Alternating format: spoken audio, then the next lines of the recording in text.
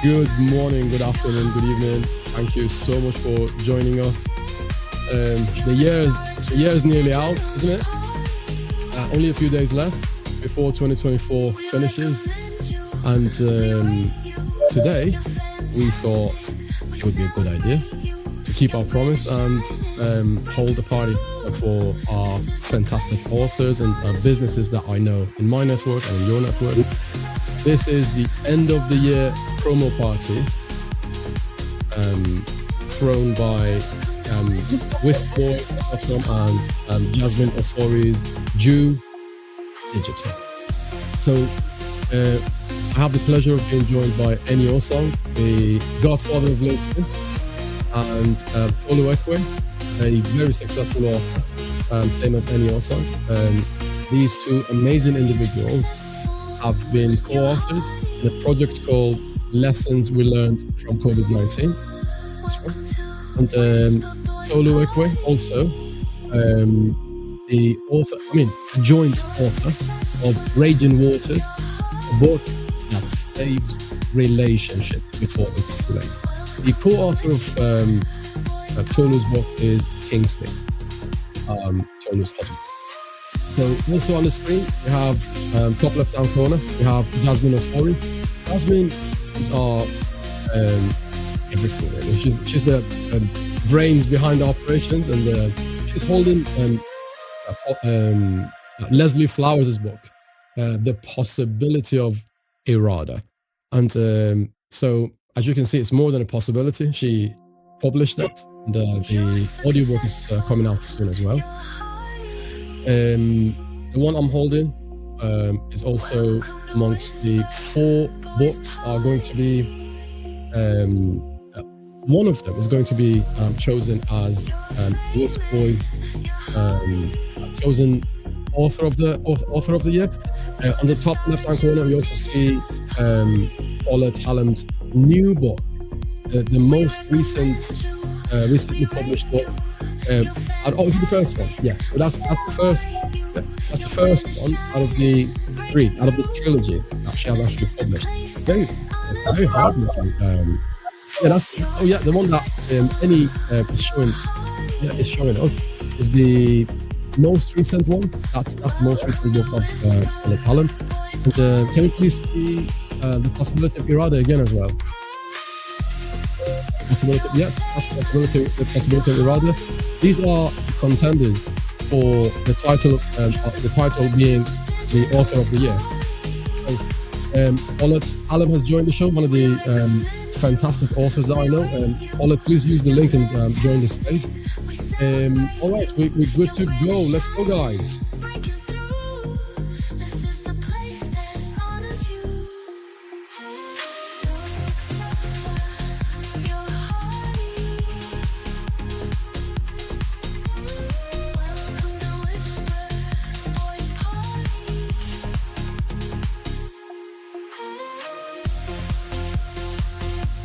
Eni Osong, the godfather of LinkedIn. How's it going, Eni? You okay?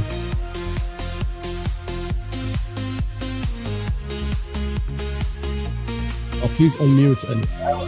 I'm here, I'm doing great. You still got the music on?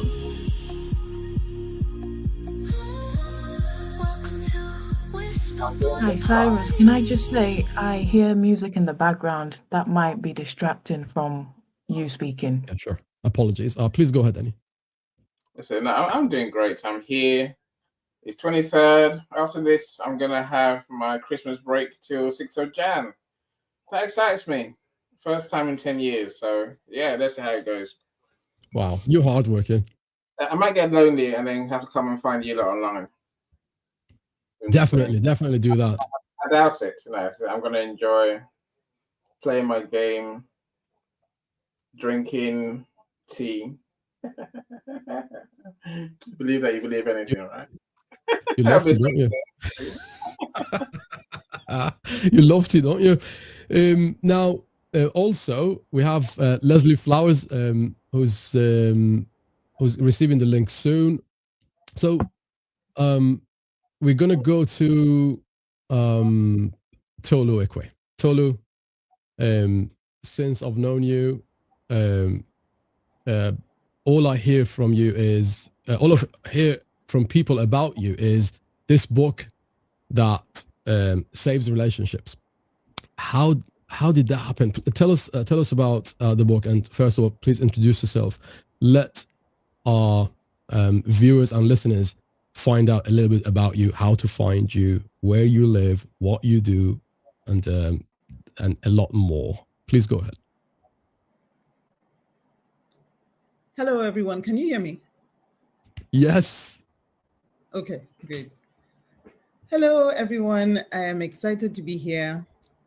Imagine a situation where you are in distress because everything else is working out. Your work, your job, your environment, everything, but your relationship is not. And because that is a problem, everything else is affected. Your life is out of sync. This is what happens with many marriages. My name is Tolu Ekwe, and I am a marriage and family life coach and the co-author of Raging Waters, the book Cyrus just mentioned. Raging Waters is a novel, but some say it's not a novel. It is actually a composite of the experiences of many people that we have counseled in the course of our time of counseling couples. And we've counseled lots of couples over a 10-year plus period. Marriage is important. The marriage relationship is important. And this book highlights some of the areas that are pitfalls for many marriages and how to avoid them. So it's a fantastic book, and I'm excited that the book is getting more and more traction, and I hope that you all get a chance to get a glimpse into Raging Waters. Thank you so much. I'm speaking to you from Abuja, Nigeria, and I'm delighted to be here. Back to you. Thank you so much.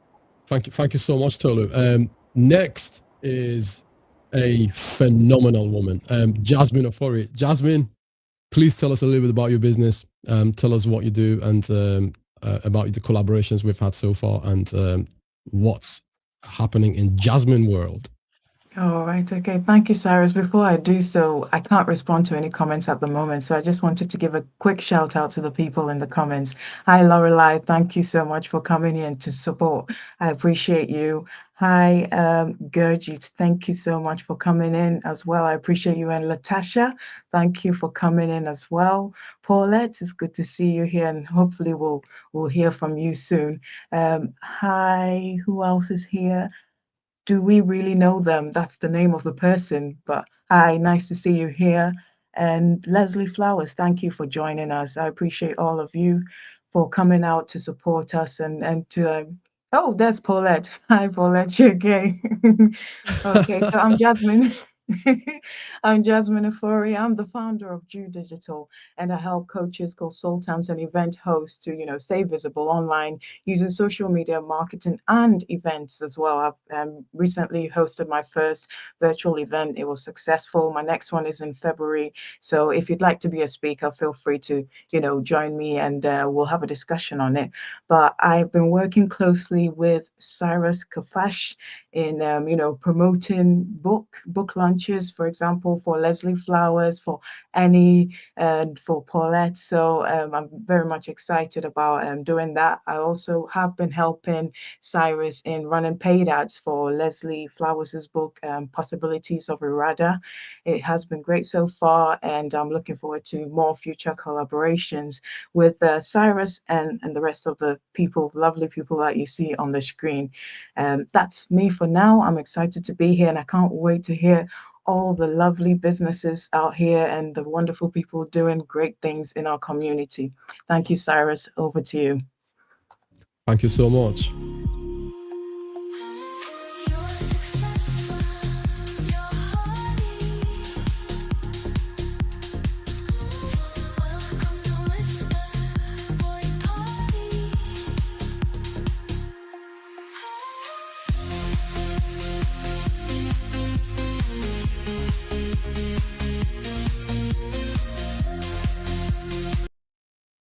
Next is Paulette Hallam, a lovely lady from south of England. She's the author. She's from Oxford area. She's the author of Jack and Walter trilogy, along with Charlotte, her co-author, and I think she did the illustrations, and Paulette has written the book. Paulette, tell us a little bit about your business, about the books that you write in, and most importantly, why did you write the books? That the why behind the books is phenomenal.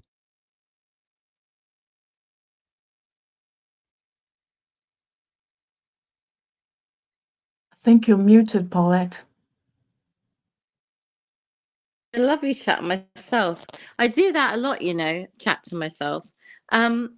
So the why is because children need support.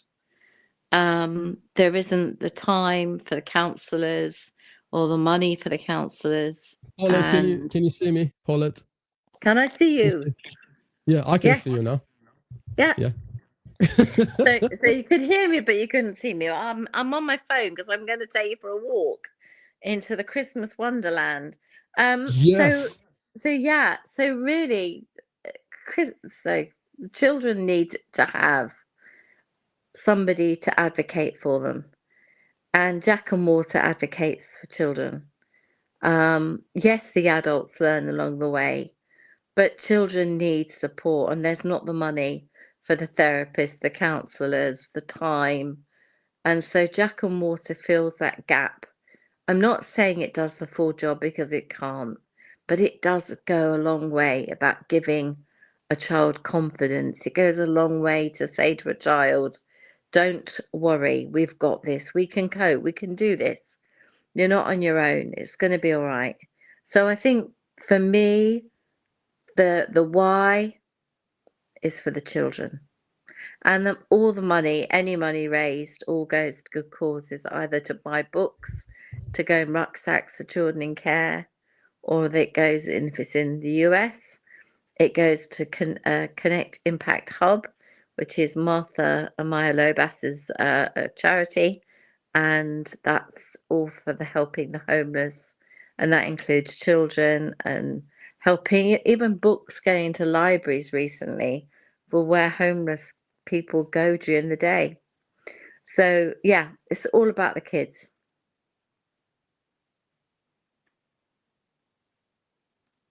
Thank you so much, Paulette. I can't see your dog in the background today. Is your dog sleeping? He's snoring. Yeah. Yeah. The famous snores of your dog. Yeah, I can hear your dog snore. And I'm in Manchester, right? So that's really loud. When it's in full flow, nobody can hear me on here. I'm like shouting. But yeah, that's Teddy for you. So do you want to see my Christmas Wonderland? Absolutely. After you promised me, so you're gonna have to show us the Okay, Christmas everybody, Wonderland. I'm going to show you. I wish you all a very Merry Christmas. I'm going to try not to fall over. Hold on, you're falling over that way. Going that way. Hang on. Get off there. What's happened there? Paulette's Christmas decorations are famous on LinkedIn. Let's have a quick look. Hold on. Here we go. What's happened now? Oh, just been thrown out. That was not intended.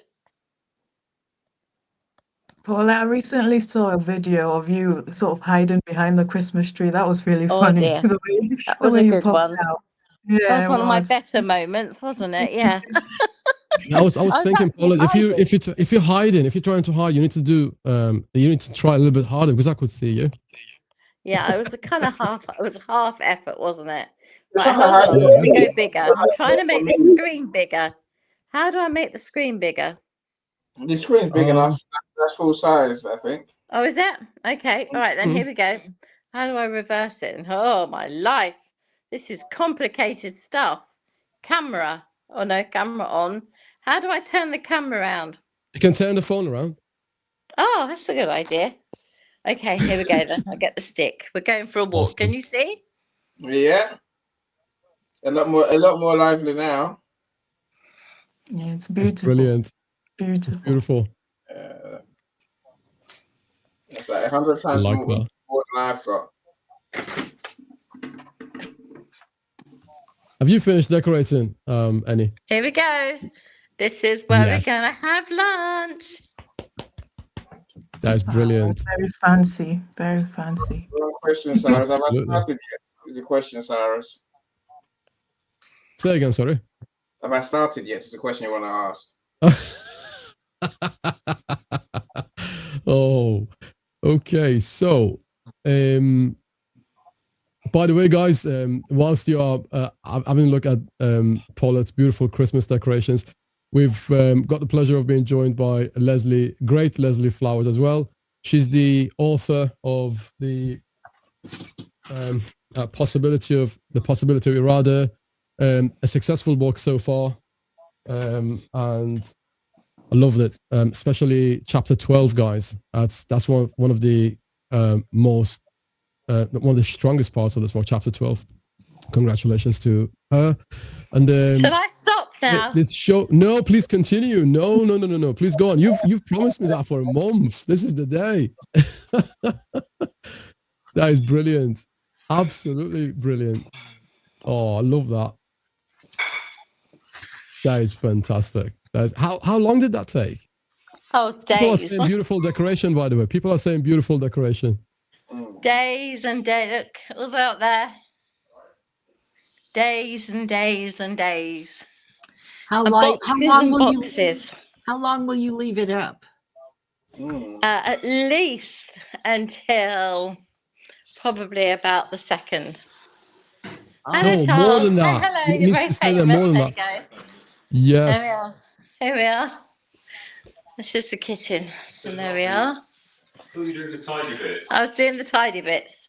And then we got out there as well. We got Rudolph out there waiting. Yeah, There that's you go. beautiful. Christmas is over. I've done my By the way, walkabout. guys, Paulette is not at the hotel. She's home. That's a massive home.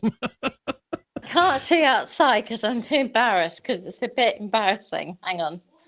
Well, It's not because there's so embarrassing. much Christmas outside. Are you ready? Here we go. Christmas has arrived at the Hallam's. It's Christmas. Wow. Yeah. This is Oh. The amazing. lights That is everywhere. brilliant. That is fantastic. You've even got the Mad. is that the nutcracker there? That's the Nutcracker. You got him. Wow. Beautiful. So I go around collecting Christmas in the sales all year round. Linda says, I'm baking whilst I'm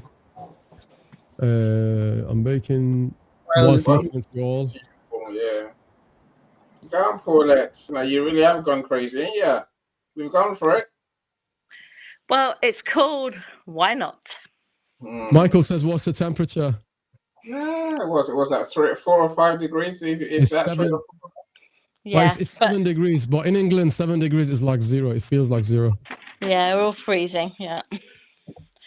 Yeah, no, all the Christmas everywhere. It's crazy. Crazy. Is it snowing? Is it snowing outside, Paulette, or is it raining? Do you know what? That's the one thing we haven't got. Rain. Imagine Rain. arranging for a snow machine. Manchester. In Manchester tonight, it's actually today. It's been raining all day. We call it Rainchester for a reason. It's been raining all day. So, Paulette, that was gorgeous. That was beautiful. Thanks for the amazing tour of the Hallam's. You're welcome. I'm exhausted. I'm going to sit here and be quiet. Let's bring Leslie to the stage for a few moments and find out what she's been up to. Thank you so much, Paulette. You're welcome.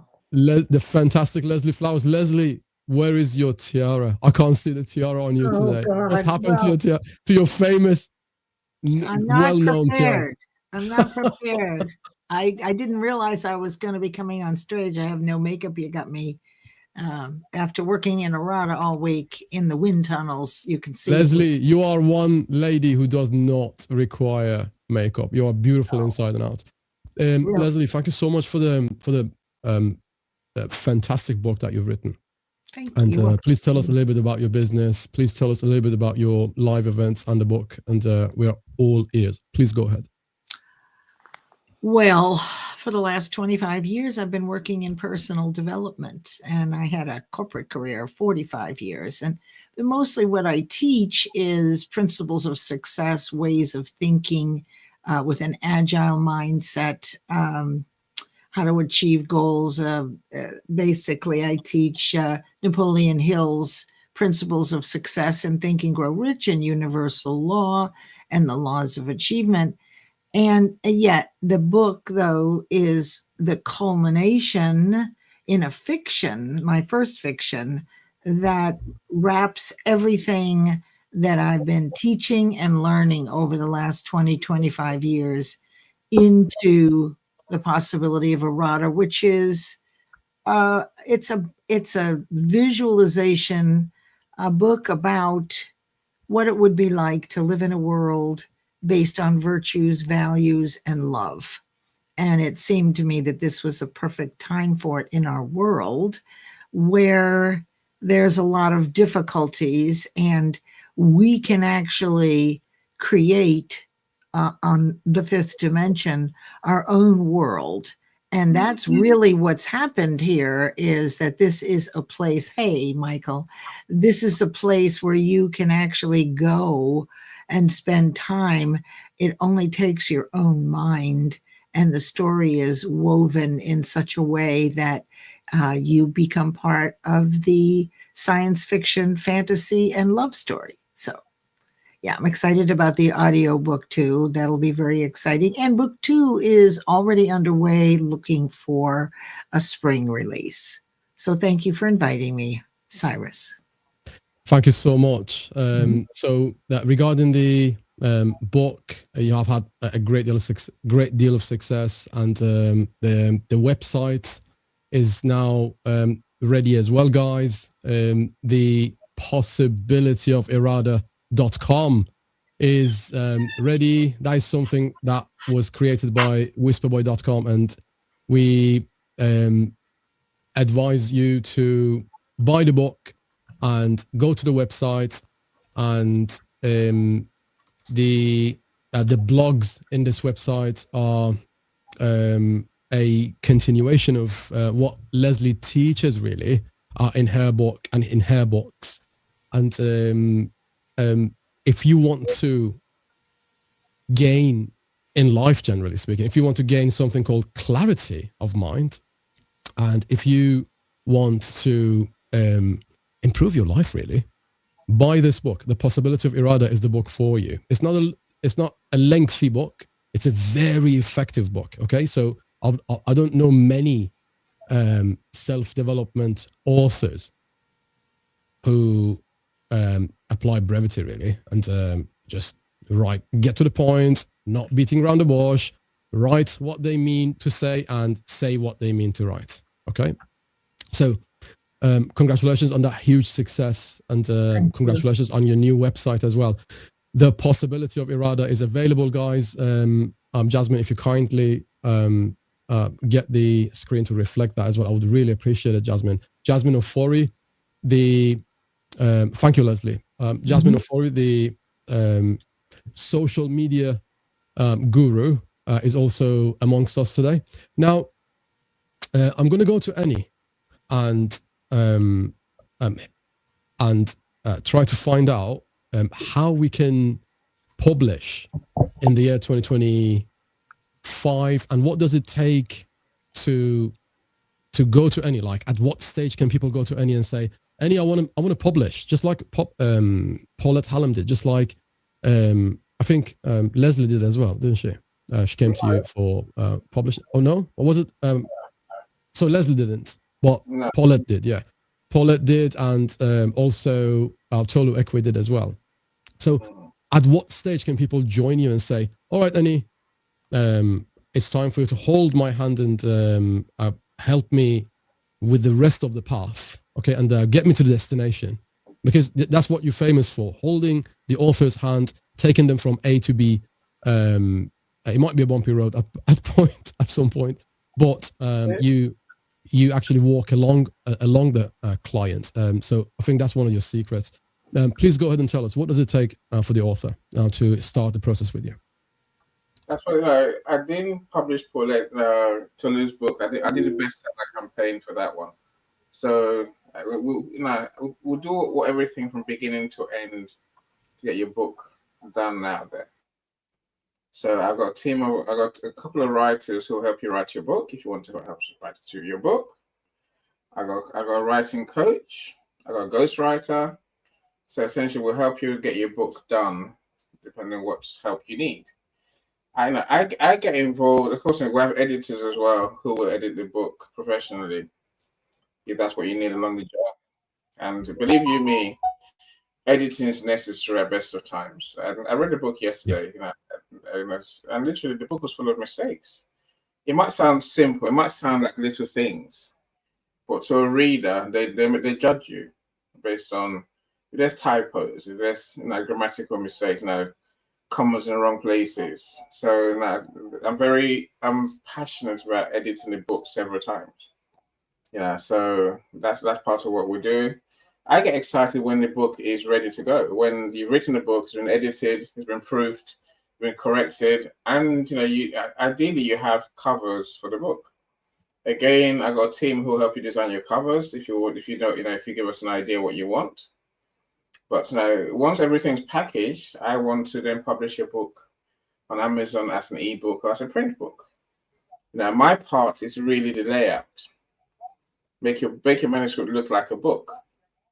There's ways books look, and I guess there's ways that you can, anyone can publish a book, but now there's Amazon has standards. They have dimensions for books. So what called trim size, for example. So my job is to make sure that your book is working with the dimensions that you want. It doesn't. The words don't bleed into the margins, for example. Don't bleed into different pages, and that. Most importantly, that your font is clear. So I tend to want to do the layouts to make sure, ideally, what you envisage for your book, what you envisioned, is how your book looks. That includes putting the words in the right pages and the pictures in the right places. Because it's very easy to design a book in Word, for example, and then when you put that onto Amazon, suddenly your pictures move, your headings move, everything moves. But I'm more interested in making sure your book is in a PDF format, that when nothing moves, it's fixed. I know what you want where, and I know exactly where you want it to be. Of course, with that comes, again, some of the mistakes I see, Cyrus, is people who they might do bullet points, right? So they might have like 5 bullet points. The first 2 will work fine. The next 3 will suddenly jump across the page. That's what I don't like. Sometimes some pages that I've read, the content's only half the page. It's only half the page. You're like, why have you left it like that? They haven't come to me, Cyrus. If they did, I'll correct that and make sure everything flows as it should do. Everything looks like it should do and sounds like it should do. So then we'll publish a book on Amazon, and then. So we tend to work. The walking of our author's part really is making sure that we have a plan to market the book. A book that's not selling, it's not doing much, is it? It's just sitting there. Of course, I know. Absolutely. You have a different type of marketing. So now my marketing tends to be to do events for the authors, get them known, build a community of potential buyers. Because we meet with them regularly, they get to know you, get to know your book, get to know your why, so to speak. And then, after 4 or 5 events, we will launch your book to our LinkedIn community. See, what I do in the background that not many see is the email marketing side. Because I want your family and friends to buy your books. Your family and friends, they are ready-made to help you buy your book, especially given that your book on the launch day is at launch price, $2.99, $1.99, 99 cents. I'm saying literally, it's very little money. I don't really want your family buying your book at $20. I want your family to buy your book at the launch price. So we'll carry you through the launch process. In that launch process, we'll tend to work towards making your book a bestseller. So it means that we'll have done the category research for Amazon to make sure that your book is in the right categories. One, that's relevant to people looking for your book, but also categories that you can win. It's not a trick. It's just knowing how Amazon works, how the categories work. So we do all that, and then on launch day, we'll have a party, usually on LinkedIn, and the other social media channels. And me and the authors really are walking through this part where we're contacting everyone, our network on LinkedIn, our network on social media, your friends and family, to say, buy the book, buy the book, buy the. Tolu knows what I mean. Literally, I'm on you for 24 hours. I'm on you. I'm awake 24 hours, literally stressing out about, are you number one yet? Are you number one yet? If you're number two, I'm gonna bug the hell out of you. I'm gonna scream at you. Call some more people, do some more. We need to cut a few more sales. So some of my author friends, they love me, some hate me, but I'm like, it's what you paid me to do for you, right? Ultimately, we'll get some bestseller awards, and then I will stick the badge on to that. Of course, I'll show my clients which categories have won on Amazon, because Amazon does have proof of who's number one when. So that's all my works, and then eventually I'll give my clients a report to show categories of won. I'll stick bestseller badge. If you look at my book there behind me, you see that gold badge thing, that gold badge there. So it says Amazon number one international bestseller, right? And so I'm lucky that most of my clients' books have that badge on them. So and I guarantee the service, Sarah. So only one person has not achieved bestseller in all the books that were published and launched. So I'm quite impressed with that. Thank you so much for letting me share what I do. You are fantastic, Annie. What you do is worthy. And we are publishing, I mean, in WHISPERBOY, there's a rule. If the author has some sort of, is helpful to people in some way, like if the book they have written is helpful. So everyone in this life, the people who are being promoted, at some point they've been helpful to the community. That's why we are actually promoting you guys.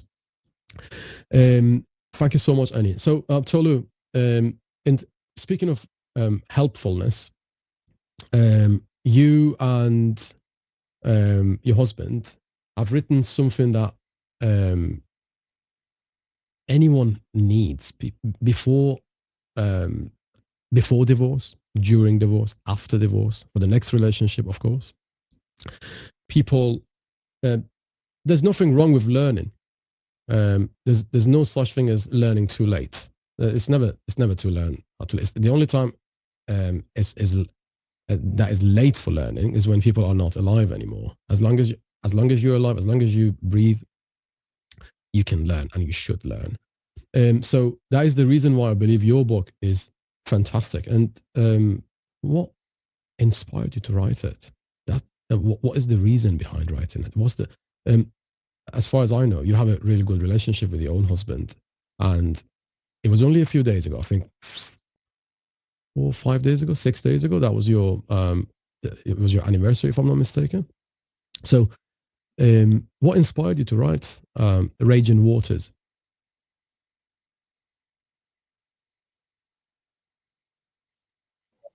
Please go ahead. Can you hear me?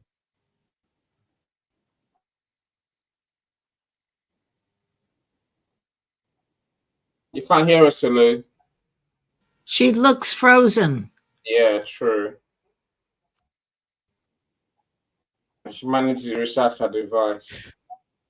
I think Tolu's experiencing technical problems. It's fine. We will bring her back to the stage in a few moments. I just wanted to seize the opportunity and thank people who just who've been speaking with us through the chat. We can't hear you, but I can see you. Scourges, thank you. Lorelei, thank you. thanks for joining. Latasha, thank you for joining. We get a lot of positive messages thanking our authors for writing the book that they have written. Keifa, thank you so much for your beautiful messages. Linda Abimbola. Oh, Abimbola, she's also a very successful promoter. Abimbola, please join her wherever she goes, wherever she is. She's a very helpful individual.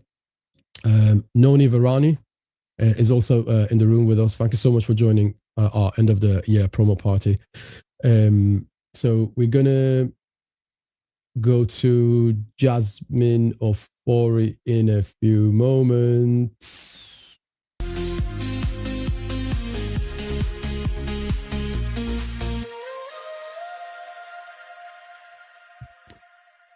This is the possibility of your other guys.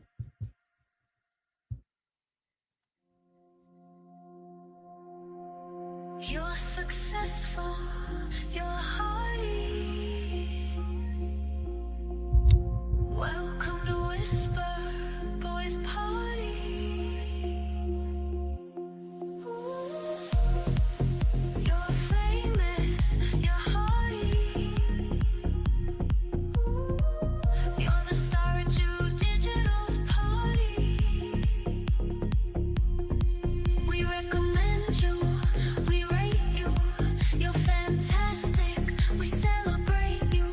Your brand is shining, breaking through. This is the place that honors you. You're successful, you're hardy. Welcome to Whisper Boys Party.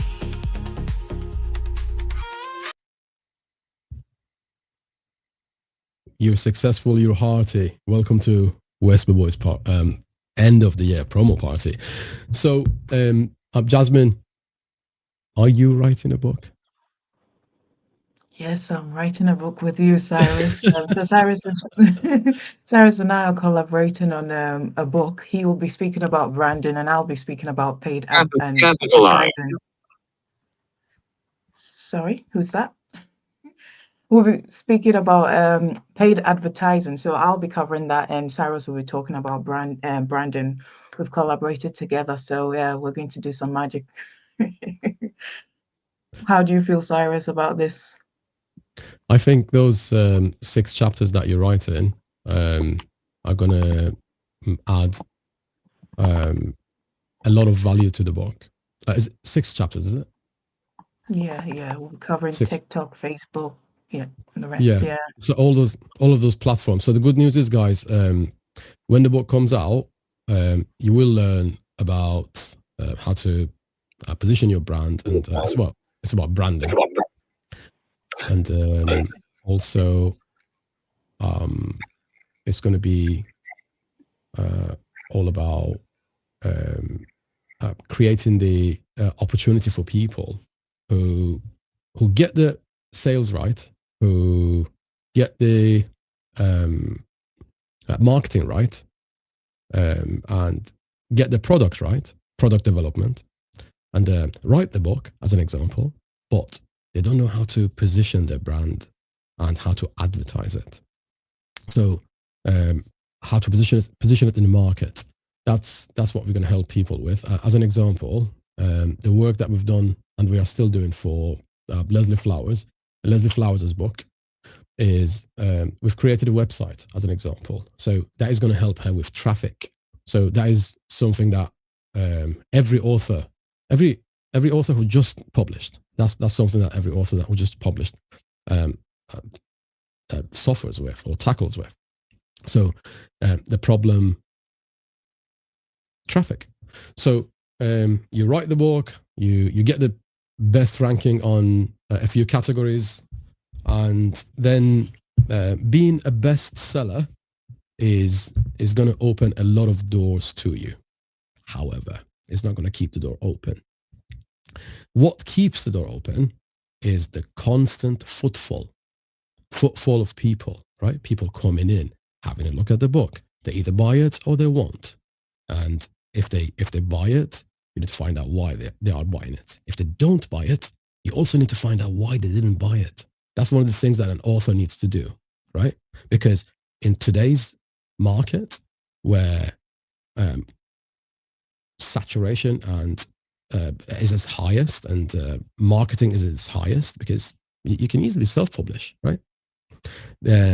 Every year, millions. The books that are being published on Amazon alone is in the millions, right? So, and with the advent of artificial intelligence, it's like it's as artificial intelligence is as common as sliced bread now, really, right? So people can write books using artificial intelligence. It is a little bit soulless. Yeah, granted, it's a little bit soulless. And you need to sit down with somebody like Leslie Flowers or Miss Ekwe and learn about something that has a soul in it. But the point is, everyone is able to write a book these days, and that creates competition, that creates confusion, right?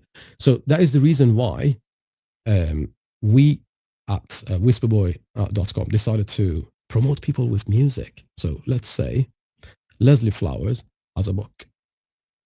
Joe Blogs also has a book. An imaginary name, I don't know. Joe Blogs. We just came up with that one, right? So Leslie Flowers' book has a music track attached to it, right? And associated with it. And Joe Blogs is just plain bland book that has been published, right? So which one do you think the author is going to sell? The author that has a music track attached to it, right?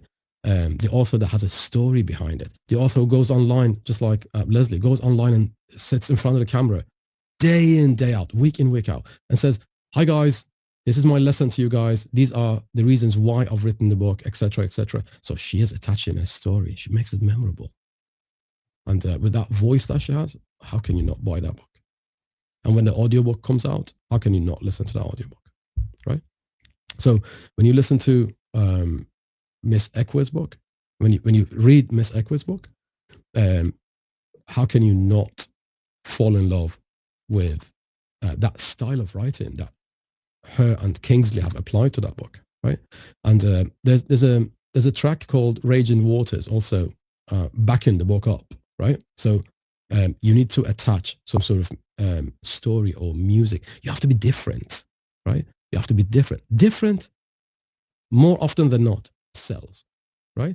If everything, so this is what I always say. People who don't do anything about their branding, they are just blanding and blending, right? You need to stick out, right? Stick out of the crowd. You shouldn't be another face in the crowd. Otherwise, you left at the mercy of the algorithm, right? So this platform that we are on now, why do you think we hold the book in front of the camera? Because the algorithm shows this live to people who are readers. And who are readers? Readers are leaders, right? So you want this live to be placed in front of the eyeballs of people who like reading, because you're holding a book in front of the camera. This is why I learned this from the greatest in the industry, including yourself. So when you go in front of the camera, please hold a book in front of the camera. The algorithm finds out you are into reading, you're either a publisher or you're an author, you like books, because algorithm knows the shape of a book and there's a title on it and just realizes, okay, it's a book. Why do you think LinkedIn has moved from being audio only to audio and video? Why do you think they're pushing that? Because the more successful you are, the more success LinkedIn achieves, right? So people who are running LinkedIn, they're clever. They know what they're doing. They know what's good for them. Deleted and reinstalled. They made this change. Now, You leave that for now. Yeah. The book. If that was the wake up call needed, we're all signed in. The book is going to is going to make a lot of noise. Okay, that's what I'm sure of. Tolu, and we're gonna, potentially speaking, we're gonna but by the end of first quarter of 2025, we're gonna launch a podcast which is comprised of you, Paulette Allen, and one more lady who's not present in the show today, Christiana, yeah. So she's also from England, and she's an expert. And people who actually are saying hello to our phenomenal authors. Thank you so much for doing so, Lorelei. Thank you so much for leaving your fantastic comments in the chat. Ollie, thank you so much for joining. Dr. Patricia, Dr. Patricia Rogers, a fantastic author and phenomenal strategist. Would you be able to would you be kind enough to please explain a little bit about Dr. Patricia Rogers? I hear a lot about her on Facebook and see a lot of stuff about her on Facebook. What's going on? Who's Patricia Rogers? What is she doing? I'm really interested in knowing. She is a lady with many talents. If I would list everything that she's capable of, I'll be here all day. But what she does is she's the queen of content. She's the visibility strategist, and she hosts virtual events and in-person events, which she'll probably be promoting when she comes up. But she's a phenomenal leader. She invests in you, she pours into you, and she makes sure that you know what you're doing so that when you go out there, you can also make an impact. So I will leave the rest of my words to her, words to her, so that she can come up and tell you what she does. But she's phenomenal. Please invite That's her. what I Yeah, say. please, Yeah, please I've sent invite her the her. link. I've sent her the link. And when you're ready, Dr. Pat, feel free to come and share. She's brilliant. I really like her. Yeah. I've seen a She'll couple of probably be coming. She'll probably be coming up soon. webinars. Yeah, I've seen a couple of webinars with her in it, and she's great. Fantastic. And, Yeah, she and you know me, virtual- I'm I always gravitate towards quality, and she is quality. And She is every more than person on this, quality. Yeah. every person on most this stage is quality. Yeah, definitely, definitely. One thing I love that she says that inspires me every day is she says to herself, I want to die empty. I want to die empty means that she's not just thinking about today, she's thinking about future generations, how to leave an impact that will also help to snowball positive, impact in the future. So I live by that. And every time I think about it, it makes me want to be a better person, and it makes me want to add value in the best way that I possibly can. So I always say she's the epitome of true leadership, and I admire her greatly. I do. What does she teach? Oh my goodness. Visibility, marketing, leadership, coaching, kindness, empathy. Oh my, the list is endless. It's a mixture of technical and soft skills that, you cannot live without, and in my view. So yeah, Have I'm you got any of speechless her because there's so books? much I can say. Sorry? Does she have a book, or do you have any of her Yes. books Yes, she knocking does about? have a book, How to Host In-Person and Virtual Events That Rock. I've got a copy of that. It's a bestseller, international bestseller. And yeah, the information in there is valuable. So when she comes up, she'll probably explain more. But I've been reading it and I'm loving it. I feel like a pro. I feel like a pro when I'm That's reading a brilliant. book, because you can actually, put it into practice, and it works. That's brilliant. I think one of the things that has made you stand out of the crowd and made us think, oh, she's different. Oh, she's got something to offer. Was the reason that you're a reader, and that makes you a leader. And if you read people's books, somebody like Leslie Flowers' books, or Paulette Hallam's books, or Tolu Ekwe's books, if you read these books, how can you not change into a better person, right? So speaking of Tolu Ekwe, I've got a track called Raging Waters, and this basically promotes her book, Raging Waters. Let's have a listen. When it feels like it's too late to save your ship, and all you feel is sheer panic, the sinking ship is your relationship, like you're the captain of the Titanic.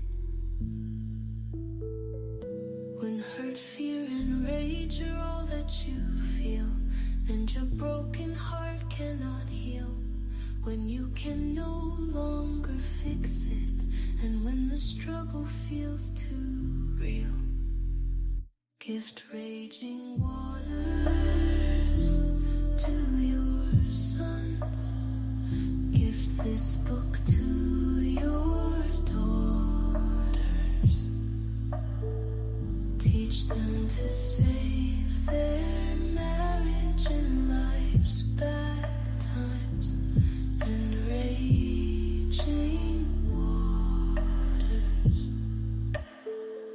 Help them navigate when the current is strong. Guide them back when it all feels wrong. Before hearts sink and their ship runs aground, let raging waters bring love back around.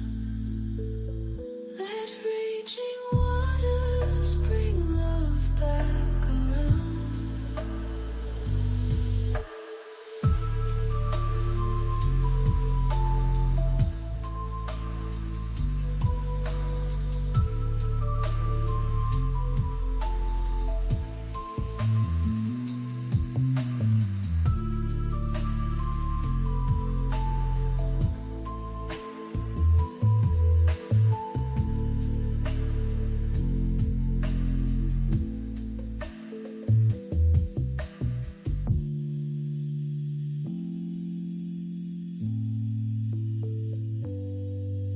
When raging waters bring love back around.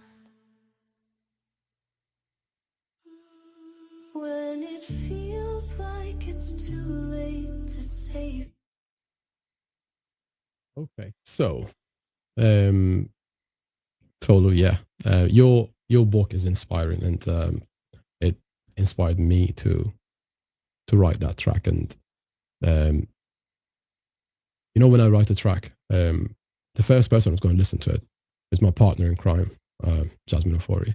So sometimes I don't know, sometimes it's like 2 a.m., 3 a.m. when I send her a track, and she either answers, or when she wakes up, do you sleep, Jasmine? I try, I do my best, but you know, sometimes I just go overboard and then I have to reel myself back in. But I do sleep. I'm not a robot, Oh, not yet. I love your jumper as well, by the way. It just it goes with the background, you know. It goes with the background. It's Rudolph So the red-nosed reindeer. Brilliant.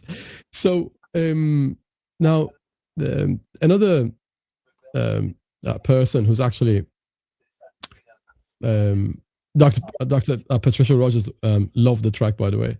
Another person who's impressed me with her work is Leslie Flowers, and let's have a listen to one of the tracks that me and Jasmine There created. is no power greater than love. Imagine, what if there was a world beyond what we can see? What if our dreams were not just dreams? What if there is a place where we can live and love in peace and harmony? What if a science fiction romance wasn't fiction? Get ready to lose yourself with Lee and Van in a romantic adventure that up to now was just a fantasy. You will discover love has no boundaries. Explore the complexities of connections that span across galaxies and the heartwarming reminder of the power of love. Leslie Flowers has been blazing Trails for the business leaders for decades leveraging the laws of achievement and timeless success. Principles. Already an acclaimed writer, her new book invites you to explore what could be. With a passion for exploring the human condition and the mysteries of the universe. Leslie invites you to come along on this interstellar journey that will stay with you long after you finish the last page.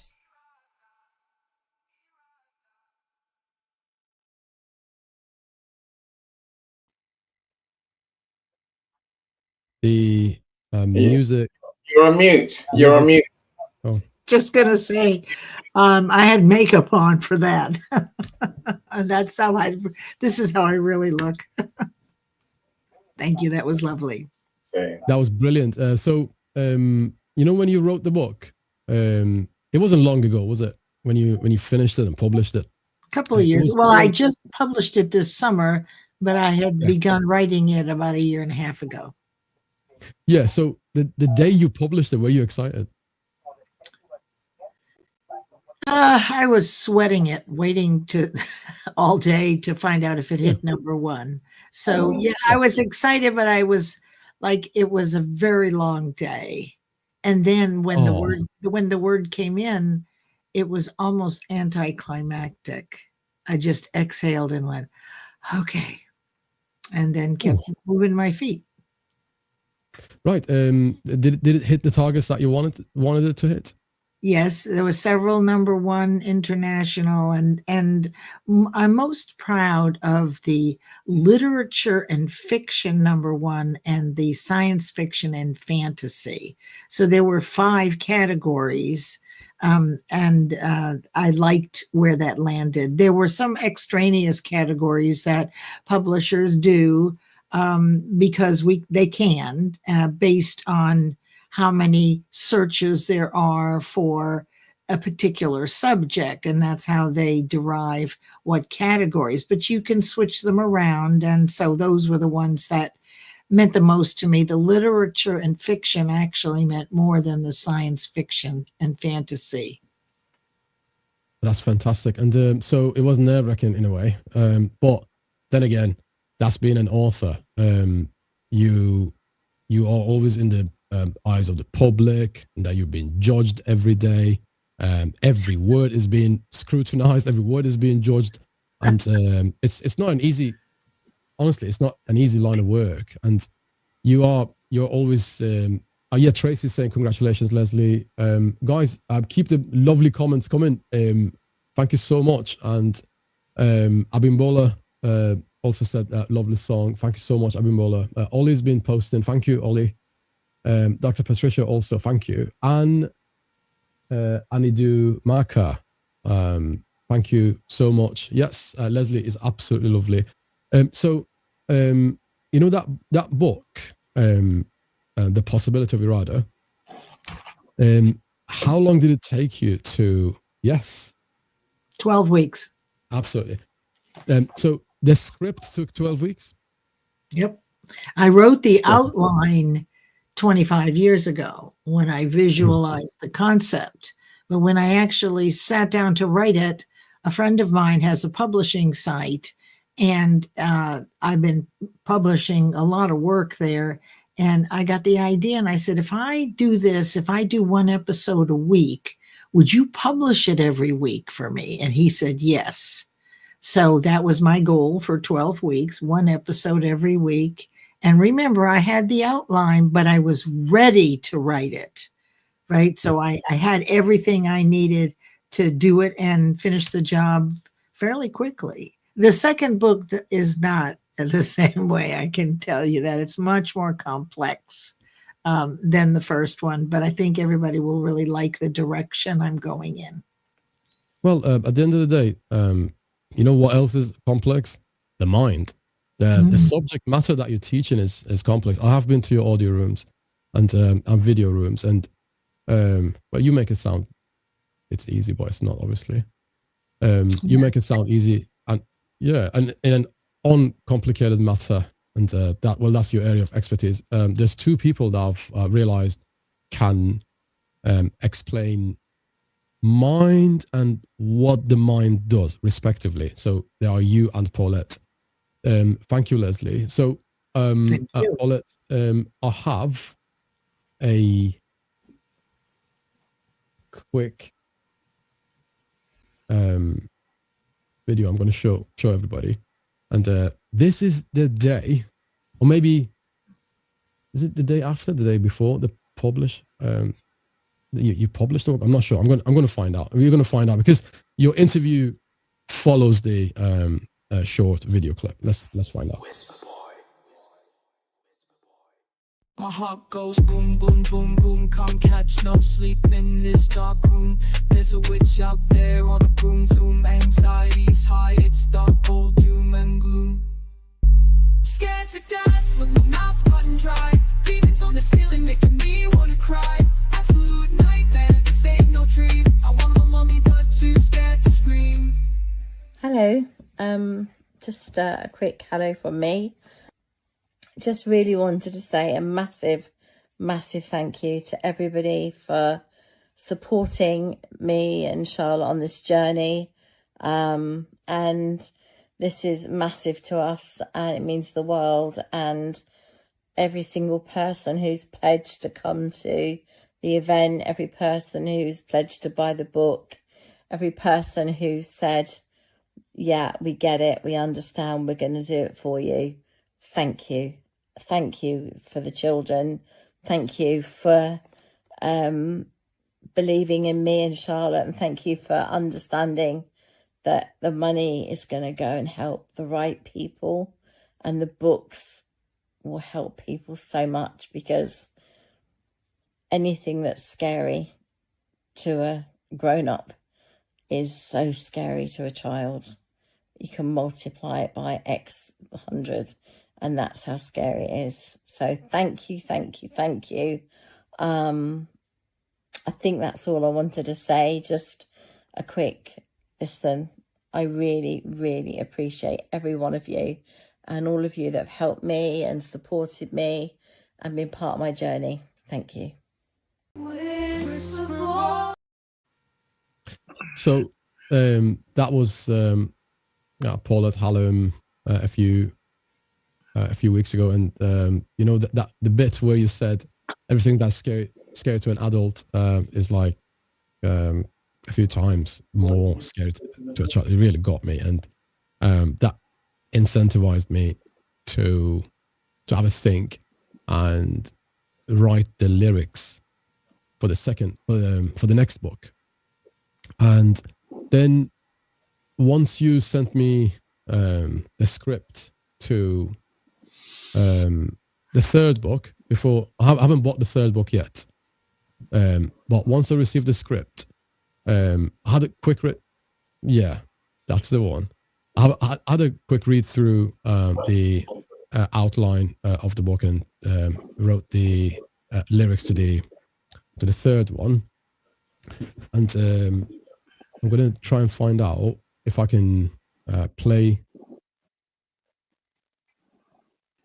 the song to the third one. And in the meantime, Paula, you help charities with the books that you are selling, and not a penny goes to your pocket. I don't know many people who do this, and I was going to say my you haven't made husband money calls out it of an this. all for cost. No, we're not a non-profit. We're an all for cost. So it I costs understand us that. So, money. But what charities do you help, and what kind of people are being helped by those charities? So all the books go. This year they've got into the stockings for Great Ormond Street, the hospital for children. They've gone into the rucksacks of many children. 750 children have received the book, either one or two, or I wouldn't have received three yet, but they've received one or two. And then all the money from the books sold in the US goes to Connect Impact Hub, and we've made donations of up to £750 to Connect Impact Hub, which is Martha's charity, and she helps homeless people, and she's bought books and she's taken them into local libraries and where homeless children and adults hang out during the day. That's where she's put the books. So incredibly lucky.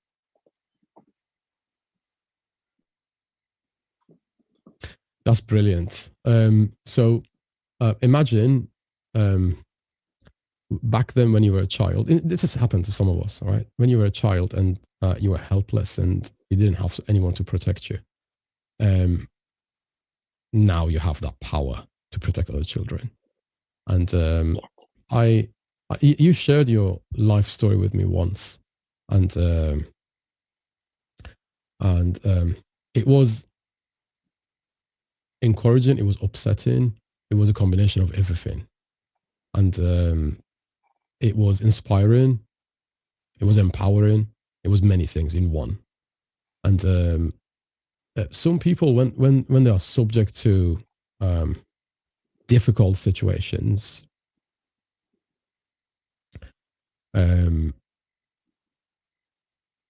they become bitter, and they don't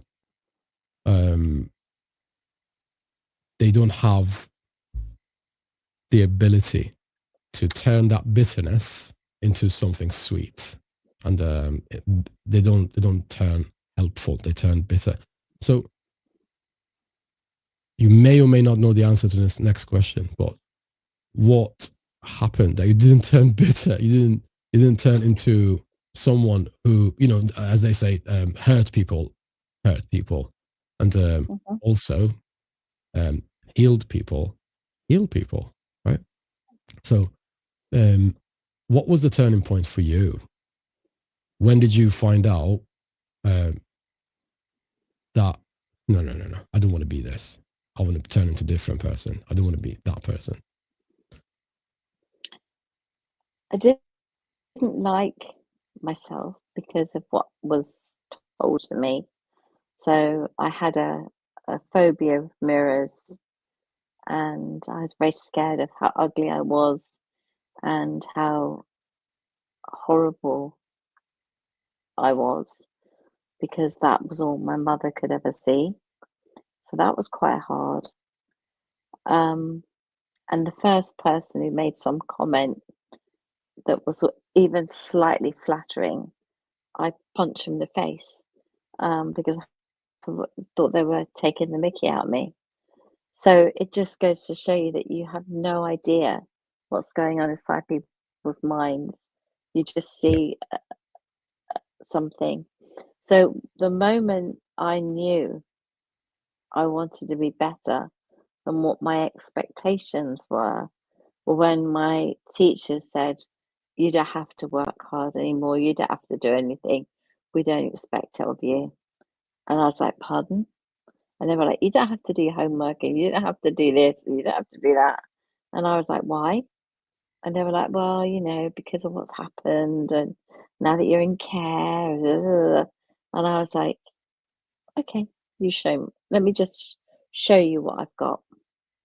Because they were writing me off as being no good. I was rubbish, like at the black sack that I was given to get my bits and pieces in and get out. That was what I felt like, rubbish. And so I just went, "Okay, let me show you." So it was almost like, in spite of you and despite you, I will survive and I will succeed. So maybe I should thank those teachers, because really the complete opposite was what happened, the polar opposite, as Leslie would say. Your mind says, "That's not who I am. Don't you dare mark me down as no good. Don't you dare mark me down as not capable," or and this is why I get so upset for so many people, because Don't write without me off. opportunities, that's it. I think wouldn't, that's the just don't moment. write people off. That's it. Yeah. That's what I was trying to find out. What was it that stopped you from Yeah. turning into a bitter person? Because people who go through a lot of SHIT when they're children, mostly they turn into individuals that they shouldn't turn into, right? But who am I to judge them? Because it's them who've gone through that much of difficulty, right? So, but there are difference making moments, pivotal moments in a person's life. And any lesser person would have turned to a bitter person, but you didn't. Not you. You refused. Like, not just refused, actively and consciously made a conscious decision to say, all right, you know what? No. How about no? I'm not going to do that. I'm not going to turn into that person, right? Thank you so much, Paulette, for I think you're well, obviously for the books fine. that you write and the things you Just write. 1 second. Mm. 1 second, Cyrus. I was just about to say, you've got any on the stage who had exactly the same situation. There's so Oh, many any out did. there that are even in our audience, you know, and we've all, despite the situation, proved that you can change the narrative, and that is really the goal. Oh wow! So you mean Annie has gone through the same kind of thing? Did you say? Okay, let me bring Annie to the stage. Thank you. Annie, what is it that is similar between your life and Paulette's life? And is it in a way Sorry, connected Cyrus, you to sound a bit any? different. You sound a bit robotic. I'm very sorry. Very bad feedback. Big bad feedback coming, Cyrus. Is that okay? So is that better now? Can't really make out Sounds a what bit you're like the Dalek saying. from Doctor Who. Exterminate. Doctor Who. I still can't hear you clearly. Doctor Who? Oh, Oh, that yeah, was Doctor Who. better. Yeah, I used to watch that a lot. Exterminate. So is it better now? Is it back to normal? Much better. Yeah, you sound Yes, much it's better. much better now.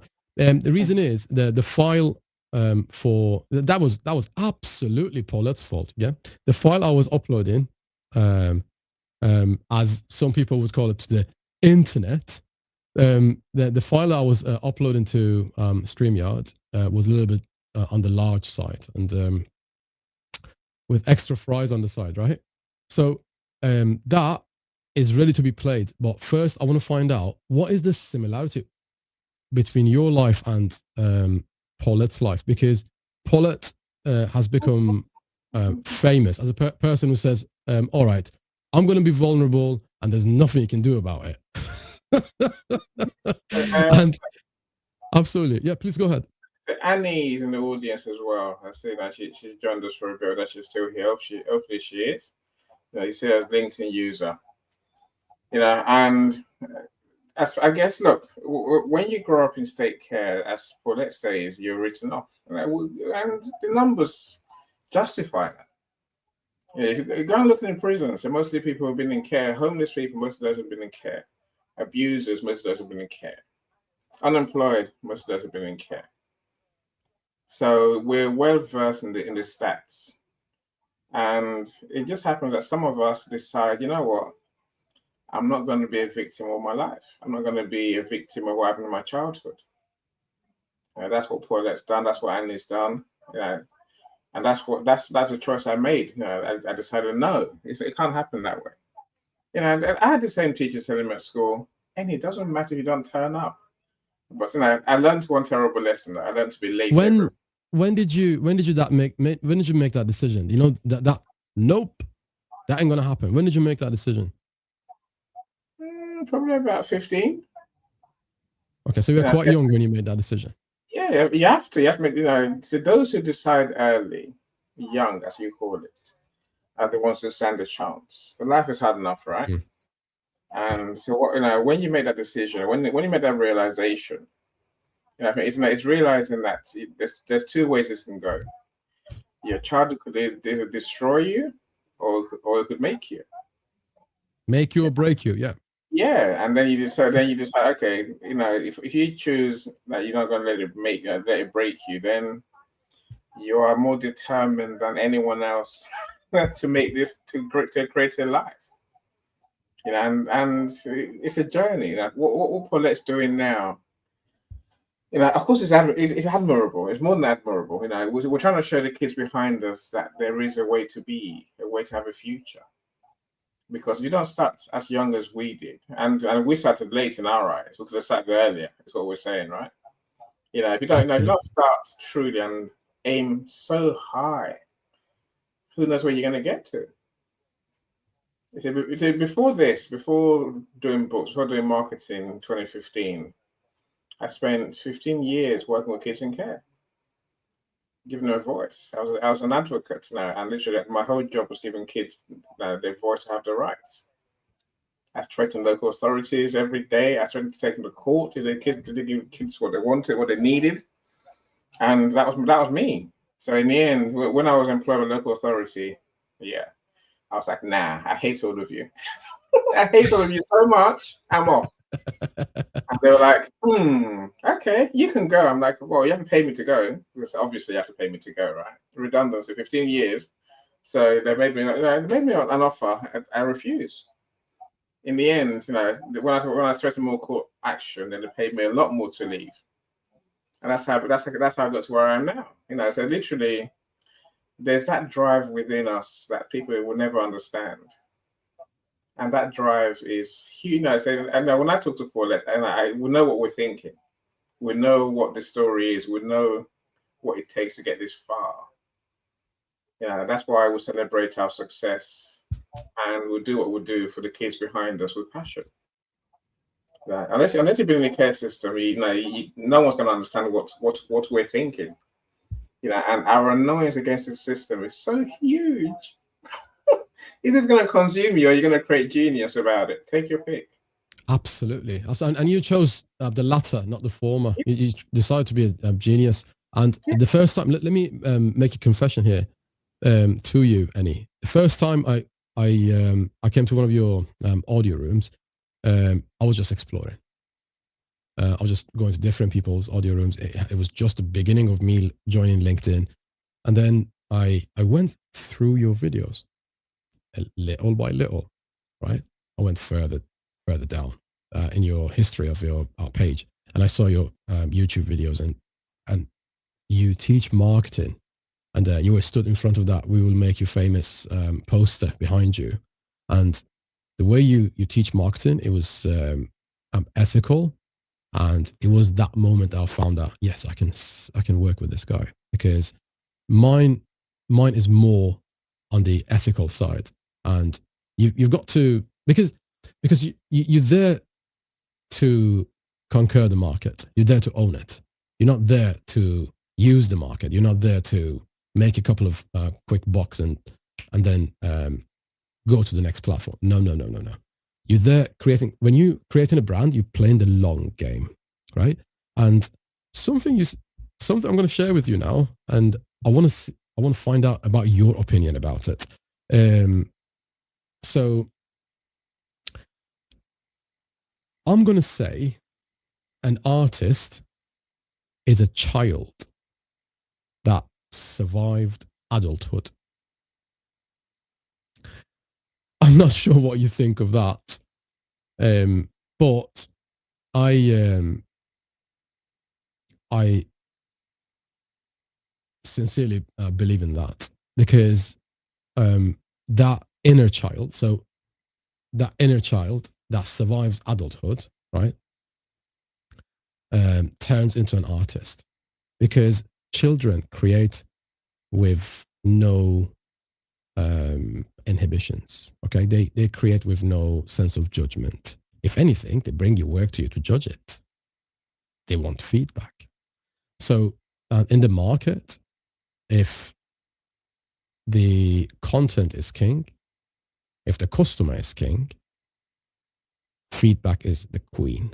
So it's very equally important. Okay, so I've never seen you shine away from being criticized, and if anything, you just go for it yourself. That's one of the things that draws everyone towards you. You sit down and you converse. You sit down and exchange opinions. And regarding that guaranteed thing, you know, that guaranteed ranking on Amazon that you achieve.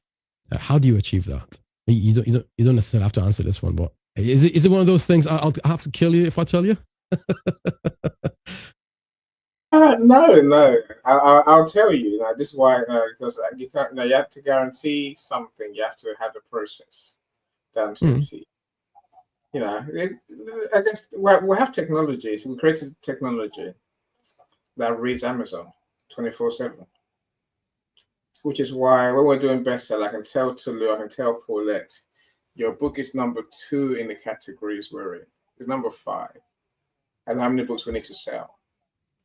So on the back of that tool is having the ability to do category research. I choose the categories that we're in that my clients' books will rank for, and that people will search for the books. Some people think, that there's many rogue categories, but no category is ever going to fit perfectly, right? So it's category research. It's using the tool to monitor our performance on the day. I think there's also the hidden secret, which is not, it's not a secret. This bit doesn't even need a tool, to be fair, right? It's the principles of building relationships. A lot of my work for my clients is building their friends on LinkedIn. Someone asked me, Tolu asked me earlier, can we do bestseller with someone who's not on LinkedIn?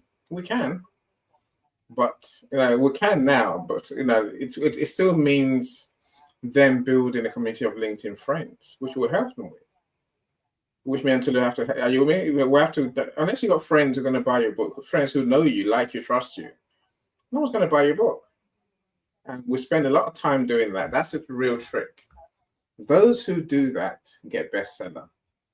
Look, when Paulette's winning 16 bestseller for her latest book, people don't see what Paulette has to do, what Paulette does. But I'm sure I wasn't that live. Right. I wasn't that live, and I couldn't believe it. And the numbers were going higher and higher and higher. I was like, this is unbelievable. Like how she was on 6. She didn't know first, and then you came out and said, I don't tell you on the day. You said it's going. You said it's going up. Yeah. In the end, she got 32 awards for her book. So bestseller, 16 bestsellers, and 16 hot new releases. Right. See, but now let me try and break it down for what it takes to achieve that.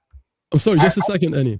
If anyone, I'm sorry for stopping you. If anyone's just joined the show, this guy is almost guaranteeing, getting a bestseller position. Guaranteeing, not almost, guarantee. If not, I really definitely guarantee.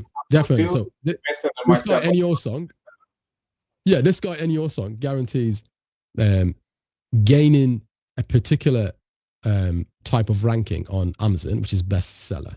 Now, yes, one, 2, 3, 4, whatever category that he deems necessary is going to apply for, and within the procedures and the processes that he's got in place, he's going to help you achieve it.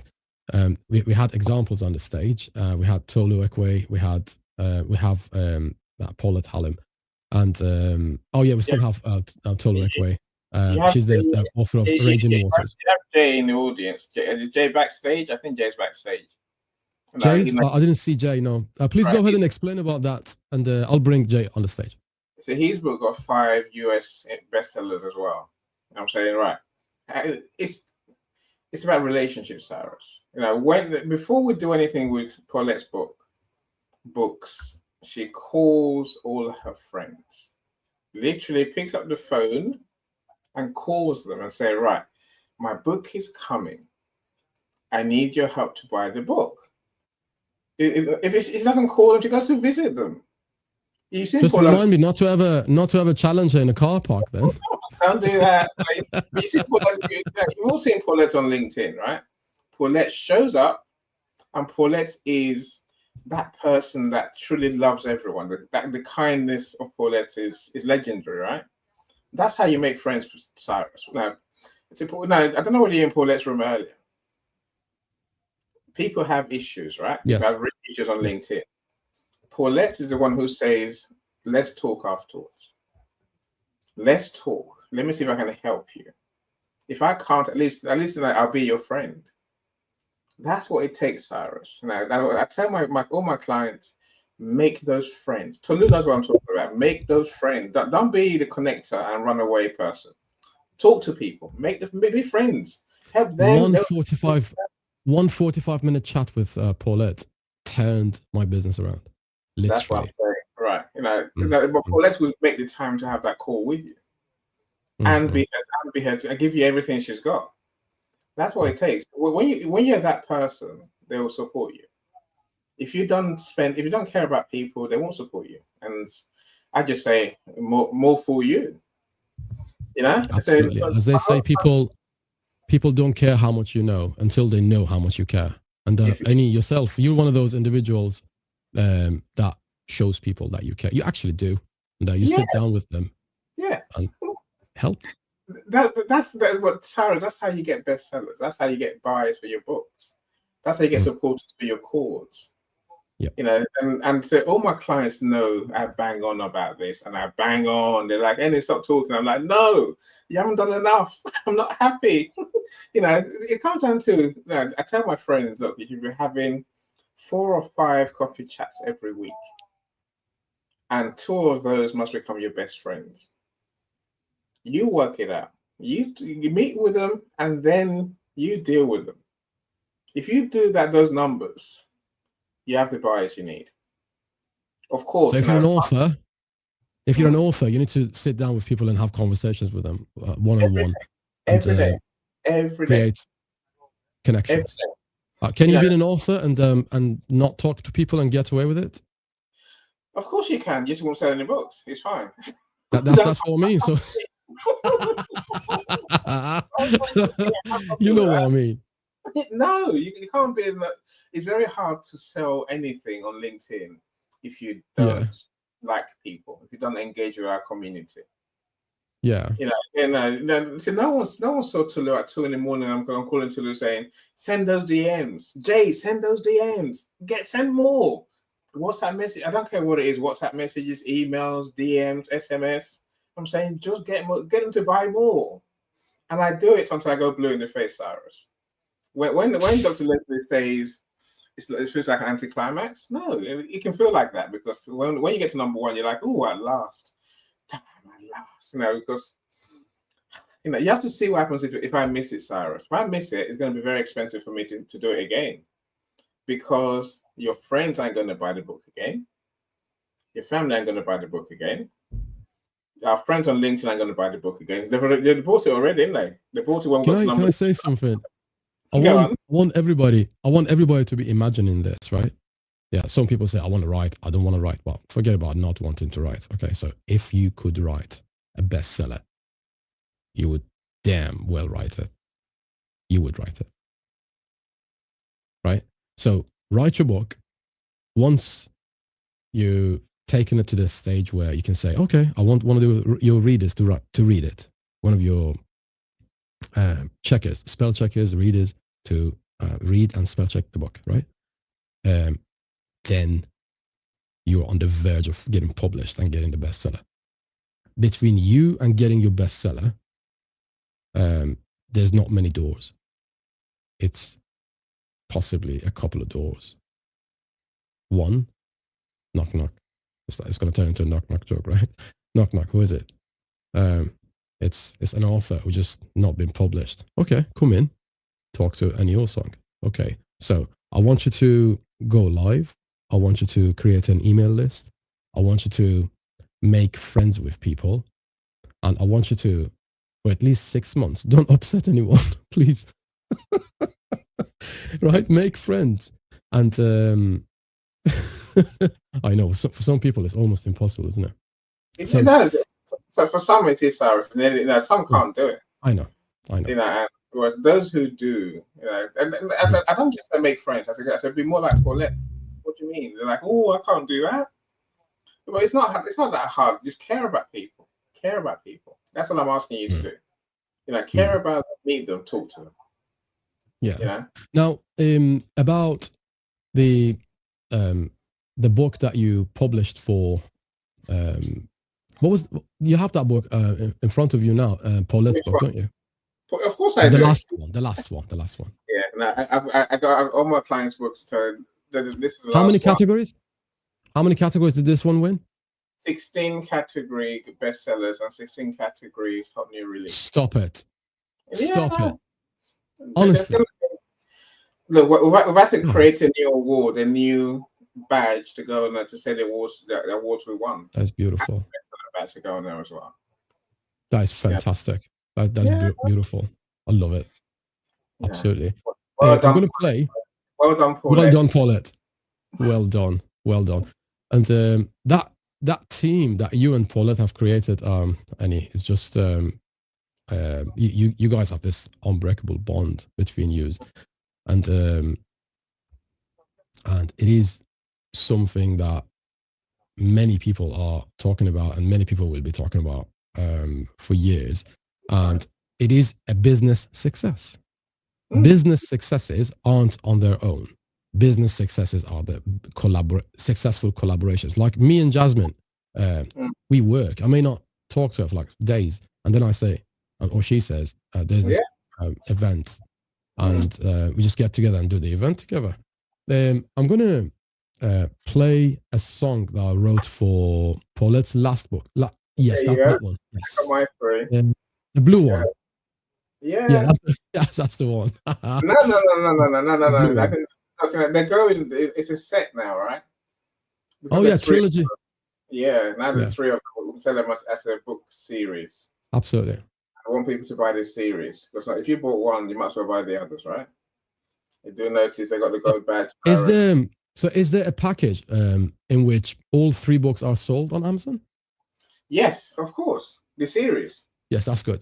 Guys, please go to the link that Jasmine Ofori, our social media specialist, has left on the screen, which I'm grateful for. Thank you so much, Jasmine. Please go to this link and purchase the books. Guys, by the way, it is, a few moments ago, Tolu says something beautiful. Don't forget the reason for the season. Oh, that is phenomenal. I love that. It's Christmas time, and please go ahead and buy the Paulette Hallam's trilogy. And when you place in that order, I want you to think, I am helping children with this book. I'm not just making a purchase. I am putting money and extra help into charities that Paulette Hallam is helping. By the way, not a single penny goes to Paulette, and the entire thing goes to charities. And since the start, she's been out of pocket for creating this, but then again, it's being an author and being a publisher. Andy knows that, Paulette knows that, and Tolu knows that. And then me and Jasmine, we're going to know that soon as well, once the first book is published. So let's have a listen to Paulette's new book song, Jack and Walter. Whisper Boy.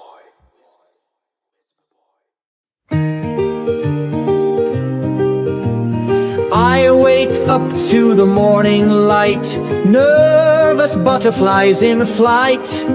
First day at school, a brand new place. Jelly belly worries I can't erase. Mom says, be brave, but I'm not sure what's behind that classroom door.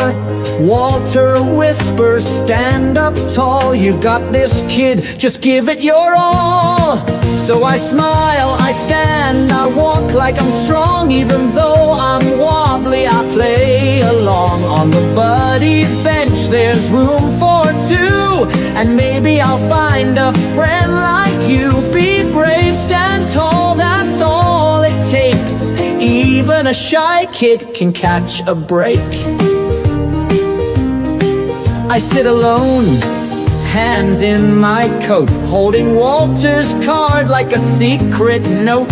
Be brave, it says, and be strong too. But my tummy's all gray, no yellow or blue. Then a boy shows up with a grin so wide, says, hi, I'm Henry, can I sit by your side? Watch it crunch and we start to joke. That's the moment the ice heart's finally broke.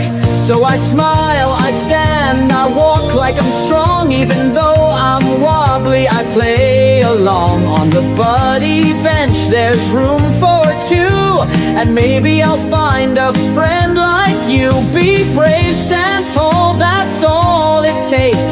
Even a shy kid can catch a break. It's okay to feel a little small, like a basketball player afraid to fall. Walter said, put your smile in place. Courage can show on your happy face. And step by step, I start to see I'm not so alone with Henry and me.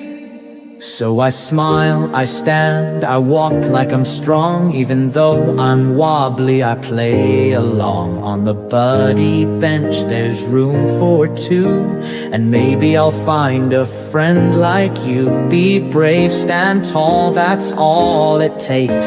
Even a shy kid can catch a break. Now I've got Henry and Walter too. Turns out being brave brings something new. First days are tough, but I made it through. And maybe the buddy bench can work for you.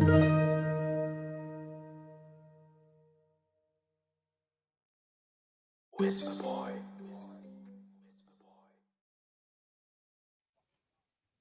Hello, Teddy. Look at you. Hello, Teddy. Teddy's here, guys. Oh, beautiful. No, great song, Cyrus. I must say, your songs are improving, my friend. Seriously. Oh, thank you so much. You've gone beyond the genre that you were playing in before to actually to dance and more lively songs. Must say. I think I'm being inspired more. I think I'm being inspired by the community a little bit more, and the response I got from them made me forget about my fears. I was really scared before I published the first song, and I had this fear of being judged, I suppose. Then I played the songs, and then people are like, "Oh yeah, that's a good one. Can you make me one as well? Can you make me one as well? Can you make me one as well?" And then I saw the next song that I'm going to play. Thank you, Annie. The next song I'm going to play is... Which was the first song? The very first one. Oh yeah. Mine was. Go on, sorry. Was mine very close? The Global.media song.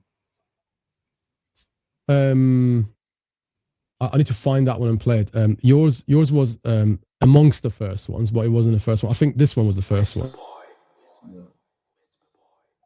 From the top of our lungs, yeah, we shout it out loud. From the tip of our tongues, breaking through the crowd. We're shouting out, yeah, we know we're right. We're shouting out, we won't fade to the night. We're holding hands, united and strong. We're standing tall, can't tell us we're wrong. We're headstrong, got the power in our song. We're headstrong, together we belong. We're headstrong, together we belong. We're headstrong, we belong. We're headstrong, together we belong. We're headstrong, we're headstrong.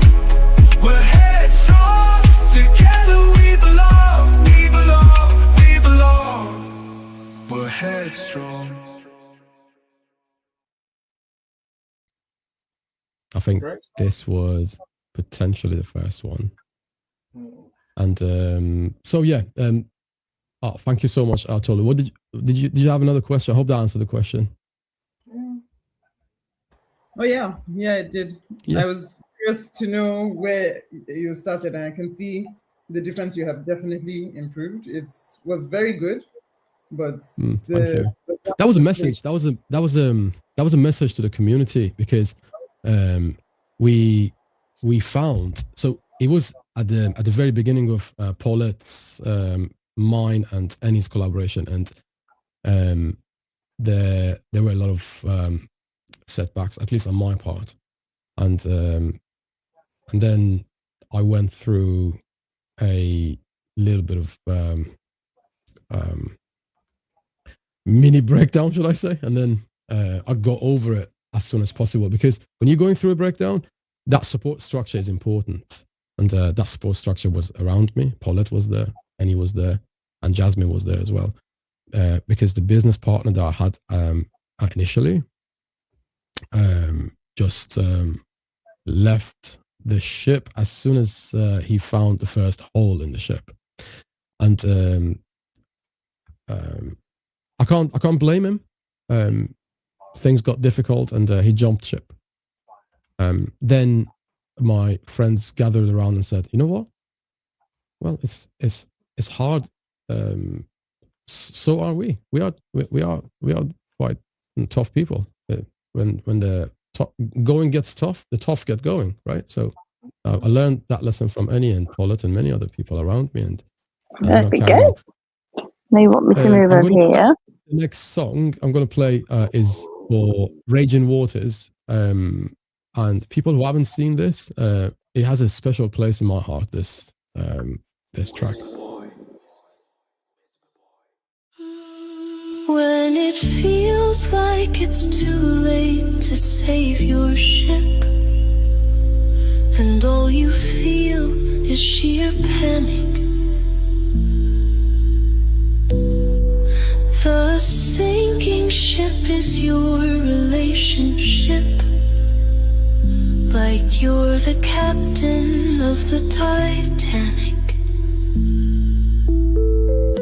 When hurt, fear, and rage are all that you feel, and your broken heart cannot heal, when you can no longer fix it, and when the struggle feels too real, gift raging waters to your sons, gift this book to your daughters, teach them to save their marriage and life's bad times and raging waters. Help them navigate when the current is strong. Guide them back when it all feels wrong. Before harsh hearts sink and their ship runs aground, let raging waters bring love back around.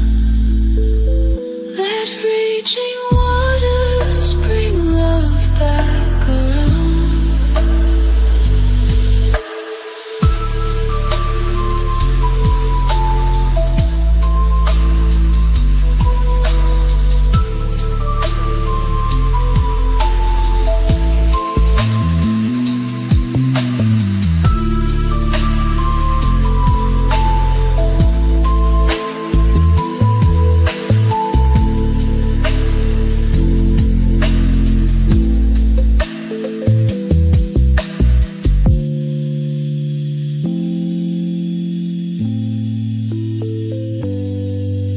When raging waters bring love back around.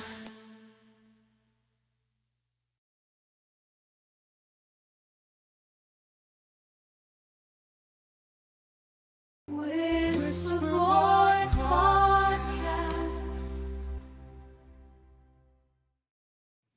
Well done to Tolu for writing this amazing book. So, what comes up for you so far, Tolu? Sorry? What comes up for you up until this moment of the conversation about Raging Waters? What comes up for you, and what is it that you want to share with people about your book? Yeah, thank you so much. I'm sorry, you asked a question earlier and my screen was frozen. I couldn't hear you guys couldn't hear me, and then I'm glad that we're back here. So first you asked what inspired the book, and like I mentioned earlier, we've been marriage counselors for a lot of years, over 10 years. And of course, we've been married. We just celebrated our 21st wedding anniversary. So we've had the practical experience ourselves, as well as the experiences of a lot of people. One of the things that is very striking is how much pain can be caused in a marriage around matters of infidelity, and how many times it almost can seem generational. So you can have a couple face these kinds of problems, and then they deal with the pain in some way, and then they have children who go through the same cycle. And the question is there a way that we can help to protect our children from the pain that this can cause? Are there ways in which we can mentor our children and help our children so that the next generation doesn't suffer the things that maybe our generation has suffered? Are there ways our parents' generations could have helped us? So some of those questions come up in the book, and hopefully it's a novel, but hopefully the reader gets to think about those questions and get some answers. And especially, how does a well-intended couple avoid getting drowned in the raging waters of infidelity? So these are some of the things that inspired the book, and it's just been really amazing, the feedback, the impact so far. So yeah, that's something I want to say. So anybody thinking of marriage, one of the things that baffles us is that a lot of people just jump into marriage, just plunge in. It's like someone, we're talking of raging waters. Imagine just never learning to swim, never even thinking of how to be safe when you're swimming, and just jump in. What's going to happen? And many people do that with marriage, and we need to prepare better. We need to understand it better so that we are able to get the benefit of marriage. Marriage is beautiful. It can be, but it can also be terrible if it's not well managed. So that's what I wanted to say. Thank you. Thank you so much. In terms of the main reason for marriage, some people simplify the reason and say the main reason for marriage is the main reason for divorce. Some people's answer is too simplistic, and they say it's getting married. So obviously, obviously that is not true. Well, I mean, the simple truth is you can't be divorced if you were never married, right? So yeah, that's the reason. Again, that would be like saying the main reason for death is being alive or is birth. Right. In your view, what's the main reason? What's the main reason for that? For divorce? Mm-hmm. I would say the main reason for divorce, and people may argue differently, but I believe it is hardness of heart. It is when people are unwilling to forgive, unwilling to learn, unwilling to shift grounds. Because in marriage, you have to be willing to grow. You have to be willing to change, be willing to be flexible, be willing to accommodate other people. And then you have to be willing, like I said, to grow. Sometimes one person is growing and the other person is not, and they grow apart. So there are several things, but I think hardness of heart is one major thing, because if you're willing to learn, you're willing to grow. What about boredom and not being appreciative? Not being grateful for and not counting your blessings, really. That's one of the reasons, because the same things that encourages a person to love the other person, after a while becomes the very same reasons why they don't like that person, right? The first 3 months of marriage, a husband might find the wife's snoring cute, but 10 years in, 15 years in, it's not cute. A wife might think, oh, I love the way my husband breathe, and 15, 20 years in, oh, why is he still breathing? So the same things that they found really cute and funny at the very beginning, is it the perspective that changes? Is it the way, because the way we look at things changes the way we perceive things. So as they say, if you change the way you look at things, the things you look at change, right? So that is, in my view, that could be the reason, because our perception warps after a while, right? Like something that has been used too much and is not functioning, like something that is really knackered, and that is our perception. And we need to refresh that every once in a while. It's like a browser. If it's not functioning properly, you need to refresh it, and then you can see things properly, right? So maybe we need to do that in marriage as well. What are your thoughts on that? Yeah, so I agree with you, but I just see what you're saying as a different perspective of what I was saying. Because if you think about it, if you're becoming jaded or you're becoming bored, what are you going to do about it? Now, a hard-hearted person or a person who's unwilling to shift would just say, this is how I feel about this, and that's it, and shut down. But someone who's willing to be flexible and willing to learn is going to say, okay, I'm bored. Why am I bored? What can we do about this so that we can get the spark back? And be willing to do something about it, and be willing to work with the other person or find ways to grow. So it's that willingness that needs to be there. I think it's the ingredient that needs to be there, because people are going to change, and they're going to change because if you got married at age 24, you don't even know who you're going to be at age 26, much less at age 40. It's a long journey. So you're going to need, I think that each one of us needs to be willing to grow and willing to accommodate the other person and willing to change. And if we're not willing to change, and we insist on our way, it's our way or the highway, then it's going to be difficult, especially if the other person does the same. Then where do we go? How do we walk together? I love the verse of, I always make reference, I don't know why I apologize.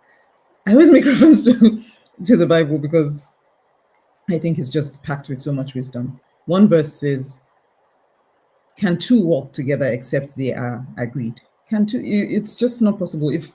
If I want to walk with Cyrus now and he wants to go north and I want to go south, we can't walk together unless we agree. It's either I capitulate and say, okay, you know what? I'll go north with you first, and then we'll find a way to later go south or something. Otherwise, we can't walk together. So it's that willingness to agree, to accommodate, to be flexible that needs to be part of marriage, I think. Thank you. Thank you so much. What you shared resonates with me. I hope it just solved someone's problem, because we are all constantly thinking. It is when you speak to somebody who knows a little bit more than we do that we get inspired, right? And sometimes you need a little bit of inspiration from somebody whose job is to write about something. And you're a marriage counselor, and it's definitely your job to write a book on that, which you did. So thank you. It is a success, and it is on its way to become an even more huge success. And because me and Jasmine are definitely behind it, and so is NEO Song. And soon, when we create that podcast, we're gonna attract even more success around this. And by the way, if anyone's just joined us, my message to you guys right now is create a podcast. Use a platform, even if you're not selling something. If you've not written the book, go to NEO Song. If you publish it in 6 months, do it now, right? When you that's the thing about parachutes, right? You want to pull that cord and open that parachute before you hit the ground, right? Like before it's too late. So when you publish the book, it is too late to try to market it. It's going to take another 6 months, right? So start your marketing process 6 months before you publish. And definitely talk to somebody like NEO Song. Thank you so much, Tolu. You are one of my favorite authors, and there's no doubt about it. So is Kingsley, your husband, by the way. So you want to talk to someone like Eni Osang, like maybe 6 months, 8 months before you publish your book. You want to, if you have a problem and you want to solve it, you have to start from a little bit before you want to see the results. Look at the farmers. They plant the seed. A few months after, they reap the benefits of the hardship they went through, right? So it takes a couple of seasons before you find out what's going to happen, right? So regarding children, Paulette Hallam is our expert, and we're going to have a quick conversation with Paulette about how to address, and this question is for Paulette, how to address children's fears, including when they wet the bed, when they are misbehaving, when they are too scared to listen to the parent. They're not going to go to the parent and say, "Oh, mom, I'm scared of something." No, they're not. They're not that advanced in terms of logic and reasoning, like me and you. I mean, like most of us. They're not that advanced in terms of putting their feelings into words. And instead of saying, "Mom, Dad, I am hurt about the fact that you two are taking a divorce," they're not going to do that. What they do instead is that they wet their bed. That is out of their control, out of their hand. Even some adults have that issue. And what you said earlier is very important. If it's scary to me and you, it's scary to a child like 100 times worse. So what are the main things that a parent needs to do, Paulette, when they have a child who's going through fear, who's going through being scared of something, but they can't say it? And then what are the symptoms that people should be looking for, right? So please share your pearls of wisdom on this. So what are the symptoms that people need to keep an eye out for? And what should they? Well, I think, well, I was going to say, really, the things that you look at in adults that are frightening are the same things that kids are frightened of. So a new job is the same as a new school. Your first day at your new job is terrifying. Will you be able to do it? Will the people like you? Will you get on with them? Will you make a friend, etc.? Will you know where the loos are? Will you be able to find the canteen? That's the same thing that a kid goes through at school. The different thing is the child is really stressed. The adult is able, because they're emotionally intelligent enough, to walk through that situation. The child sees every one of those things as a massive challenge. If you take when somebody dies, where do they go? How do you explain it? How do you explain God in detail to a child? How do you explain what a funeral is? How do you explain any of those things? And when you start to talk about losing someone, and a child starts to work out, well, hang on a minute, had they lived, I'd have been a great golfer. Had they lived, I'd have been a great, I don't know, fisherman, because my granddad did all those things and I don't get a chance to do them. So the child is in that situation, a bereaved situation. They're lost. So the parents might be broken, but the grandchildren are just lost. And that is a really horrible place to be. So it's the fears times whatever you want to make it. It could be hundreds or thousands. And then if you take moving house, we all know what people talk about. What are the most stressful things you can do? Move house, right? Unfortunately, get a divorce. So let's hope we're talking about we know not to get divorced.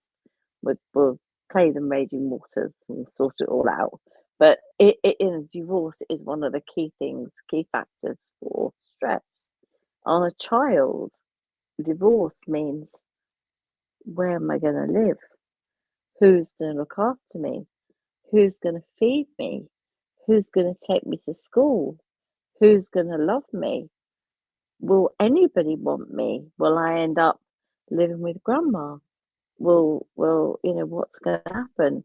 And so all the worries that adults have about where we're going to live, we separate property, sell properties, we can't afford to buy anywhere, what we're going to do, we'll have to rent, blah, blah, blah, blah, blah.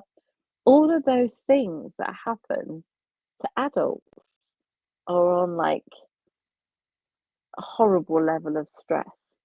But kids don't necessarily have the stress. They have what's called worrydom. So this is stress for adults. Worrydom is down here for kids, in the worry zone, I call it. And when you're in the worry zone, you're in the zone of how am I going to cope? How am I going to find out where I'm going to be living? Whether I've got to change schools? What house am I going to be living in? All of those things go round and round the child's head. And they might start off this big as a problem, but by the time that child has taken it round and round, it gathers momentum just like a snowball until it's a huge, great big round ball. And that is now a big stress. And I always say, talking to children, is it a little fish or a big fish? So is it like a shark-sized problem, or is it like a little tiny fish problem? And they look at me and go, I think it's a little fish. I think you can handle that one then. And then if it was a big fish problem, we put it in the basket of worries. And I would take the worry away from them and stop You them worrying visualize the about it. fear. So one of the best ways is to visualize the fear. Okay. And should they have a system The in place, one, like small fish, medium-sized well, the fish, fish, shark? big fish, we don't just go big and little. Children are very simple. They like big and they like little.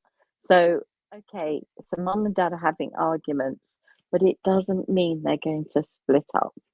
Let's not imagine the worst. Let's imagine the best, that it gets sorted out, right?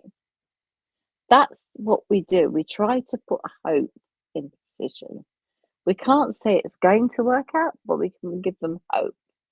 So therefore, instead of it being the end of the world, it might just be a bad day, right? Mum and dad have had both have very stressful days, and you've come downstairs, asked for help with your homework, and well, I helped him yesterday, you helped him the day before. Whose turn is it to help with homework? And it ignites, right? And the child thinks, it's my fault they're going to get divorced because of my homework. And the child writes that down on their worry form. It's because they were arguing over my homework. Now, if a parent read that, it would break their hearts. It would make a parent think, oh, what have I done? Right? But to a child, it's that big fish problem. And when you turn around and you say to them, listen, you're not the problem. Mum had a bad day at the office. Took dad 3 hours to do a drive that should have taken 1 hour. And you just happened to come down at the wrong time and ask for some help. Do you know what? I bet tonight when you go home, it'll be fine. Meanwhile, back at the ranch, I've told the teacher to phone the parents and let them know little Johnny's stressed about the argument. Problem is resolved. And so all you need is a little bit of information and you can resolve a problem. And I always believe the sooner you intervene, the sooner that you can show a child the difference between a big fish and a little fish, the sooner they are able to work it out for themselves. And they actually go, it's not a big fish. I can deal with this. Yeah. And if you bring water into it as well, using their inner voice, as we call it, once they've understood what the inner voice is and they've got the big fish, little fish story, and they're winning. They're winning because they can work all these problems out. So that's the plan. It's to make teenagers more capable. You see, you teach babies now sign language so they're not frustrated. When they want milk, they do this. When they want food, they do this. This is what you can teach a 11-month-old baby, to tell you what it wants, because it can't verbalize. And so to stop it being frustrated and getting stressed and angry, You can teach them sign language. What we're doing is teaching 7 to 12-year-olds or 5 to 12-year-olds. We're teaching them the basics. By the time they're teenagers, their foundations are so much stronger. They're robust. And we want robust teenagers because then they go forward into adulthood more emotionally intelligent than ever before. The end. Okay. Absolutely, that's fantastic. For those of us who just joined us, guys, you've missed Paulette's. Absolutely, that's brilliant. You have missed Paulette Hallam's decorations, Christmas decorations, guys. If you're celebrating Christmas, have a happy Christmas, and if you're not celebrating Christmas, be happy on 25th of December. I suppose I should put it that way. I don't want to get cancelled. So, so whatever creed or of whatever persuasion you are, I hope you have a lovely 25th of December 24. And I wish you a lovely 25th of December 2024. I wish you guys a lovely new year as well. In the new year, we're going to continue Paulette Hallam's podcast as well. She's a lady of multiple talents. The book, the audio rooms, the video rooms, and now the podcast. Is there an end to talents of this lady? I don't think so. So there's 9 more books to come. So that's another. There is no end to her talents. No, it's turned into a series, hasn't it? We're just getting started. I think you're gonna FaceTime her and write the books using FaceTime. The way she's going. They're virtually done already, my friend. They're virtually done. How in Charlotte, it's like an industry, really. And again, it comes back to our point earlier, I think, where if you feel the issues, to understand the issues, which clearly Paulette does, that kids go through, then absolutely, you know what might help. I'm looking at Annie's comment in the comments. Said, my pain from growing up was never passed on to my son. I showed my son how others are not always loved or wanted, and how to be honest, loyal, unconditional love, value what you have. Now, I guess once you've been through a strange childhood, unusual childhood, call it what you like. Some call it trauma, but literally, once you've been through something, your best place to advise others. Again, Toulouse, in Toulouse's work, her marriage work, she talks, because she works with clients, she knows the issues in marriage. Writing about it's much easier when you truly know the issues and you feel the issues. So that's the joy I get to work with people who are geniuses in their field. It's hard to just waffle about a topic that you know nothing about. Some try, don't get me wrong, but I'm saying my author friends, thankfully, they're legends. They really are. So I think obviously got a book he wants to share with us. I don't know. I don't know if you want to give him some time.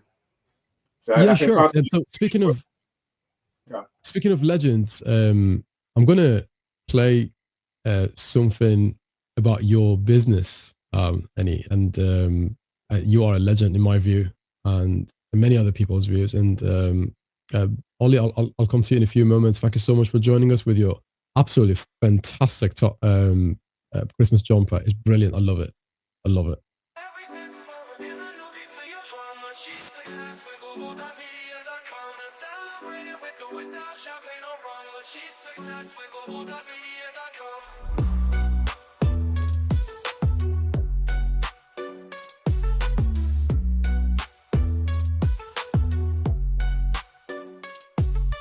Every step forward is a new beat to your drum. Achieve success with global.media.com. Then celebrate it with or without champagne or rum. Achieve success with global.media.com.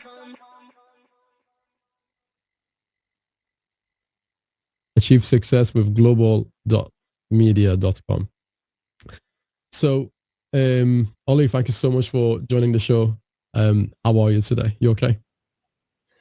I will say to all the audience, ho, ho, ho, Merry Christmas and Happy New Year. So 2024 was quite quick and amazing.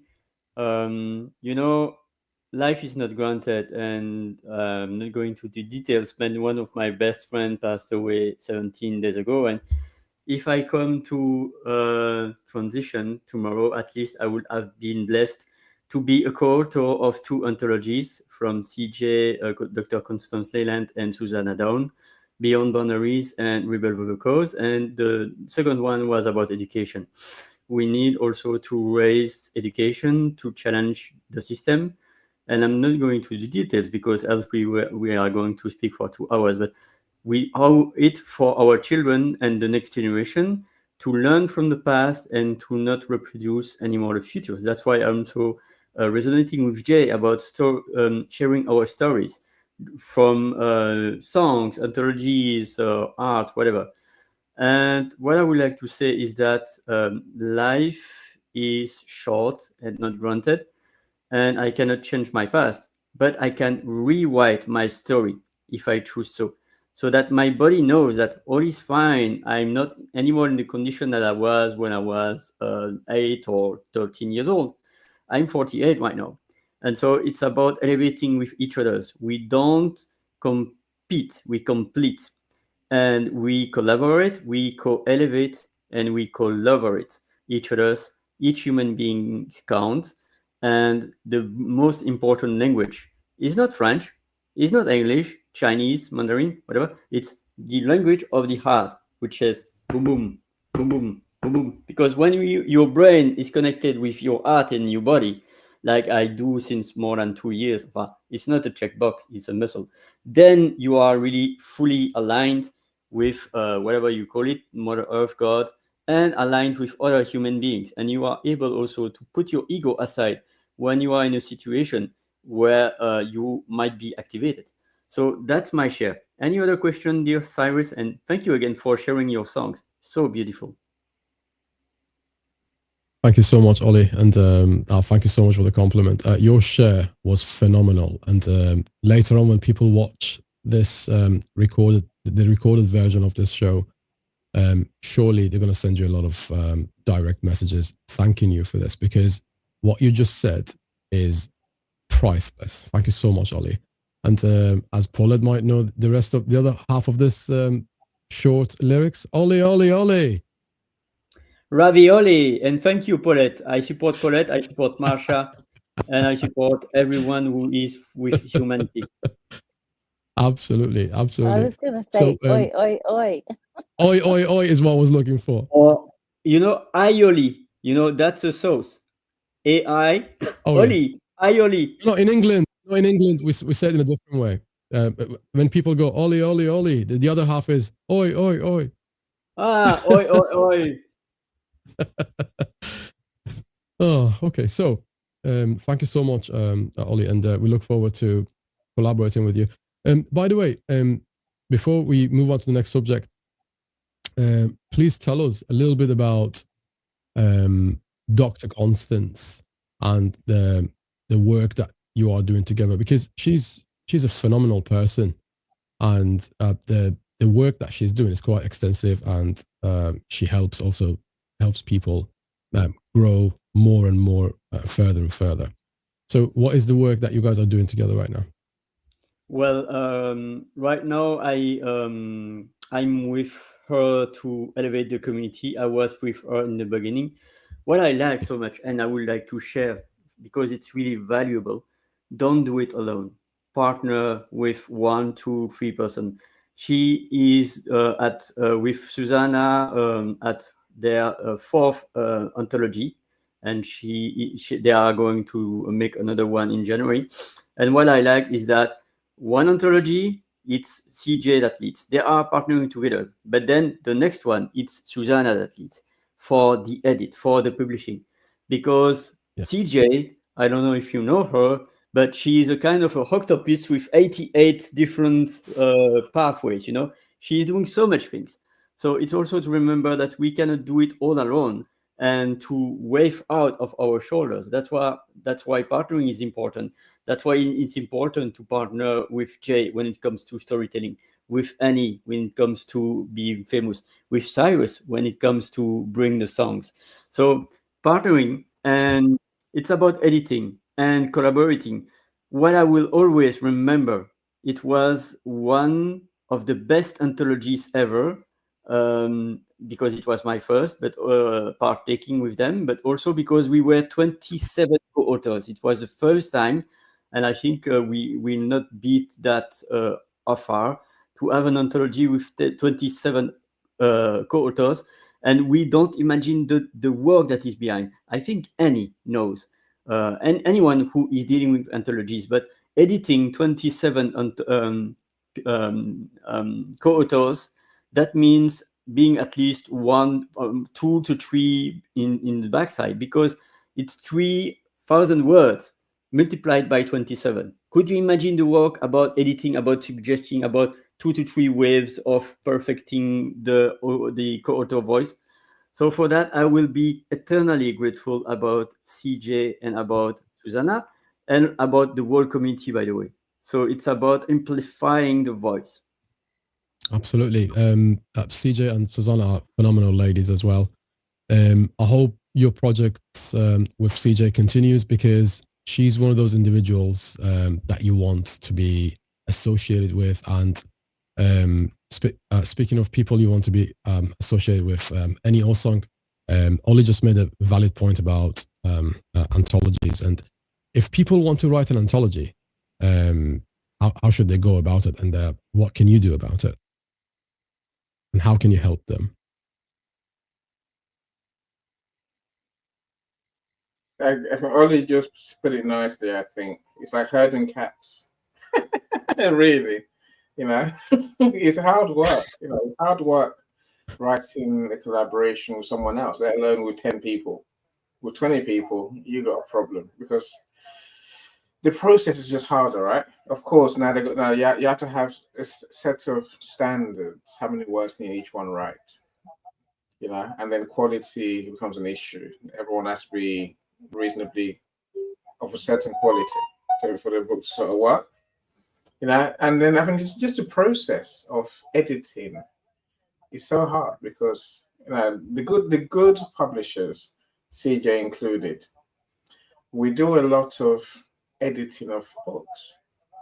When I say editing, I mean when I do a layout for a book, and then I go send it back to Paulette and say, right, can you please check it and make sure there's nothing wrong with in this book. I can trust Paulette because it's one Paulette, right? When it's her and Charlotte, Paulette says, I'm happy with that. And then Charlotte says, no, I want these changed. It's like, okay, thanks, we'll get it changed. And once I make those changes, Paulette's everyone's got to read it again, basically. Everyone's got to read the whole book again. Paulette's book a little. When you write an anthology, you've got 27 authors who must now read the whole book again. And some will do it quick, some will do it slowly. That's just how life is, right?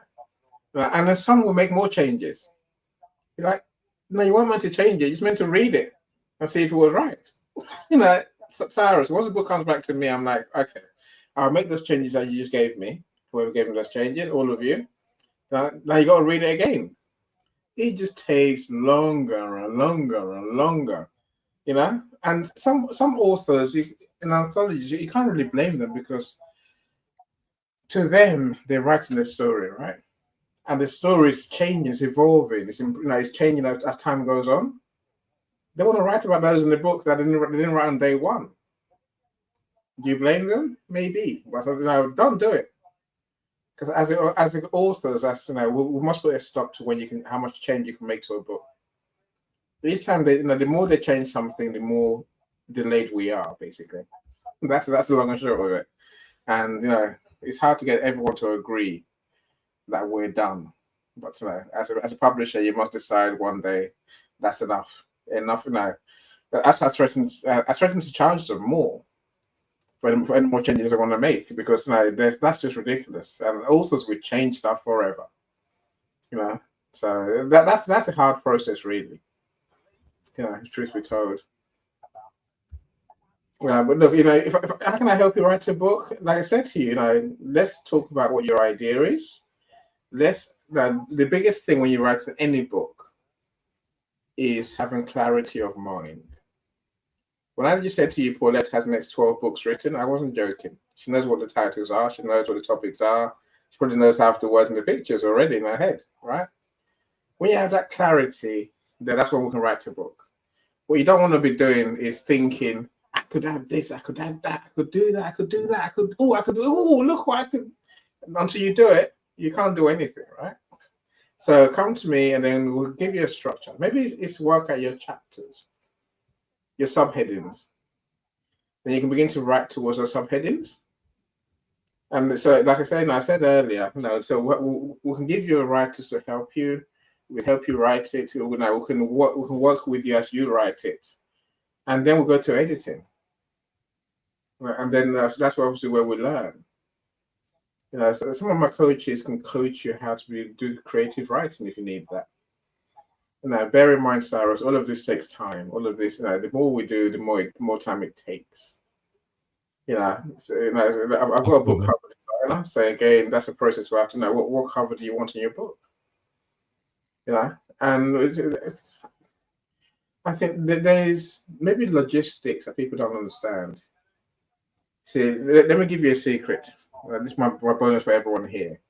If you want to write an anthology, in a group book, you can have 10 authors on Amazon.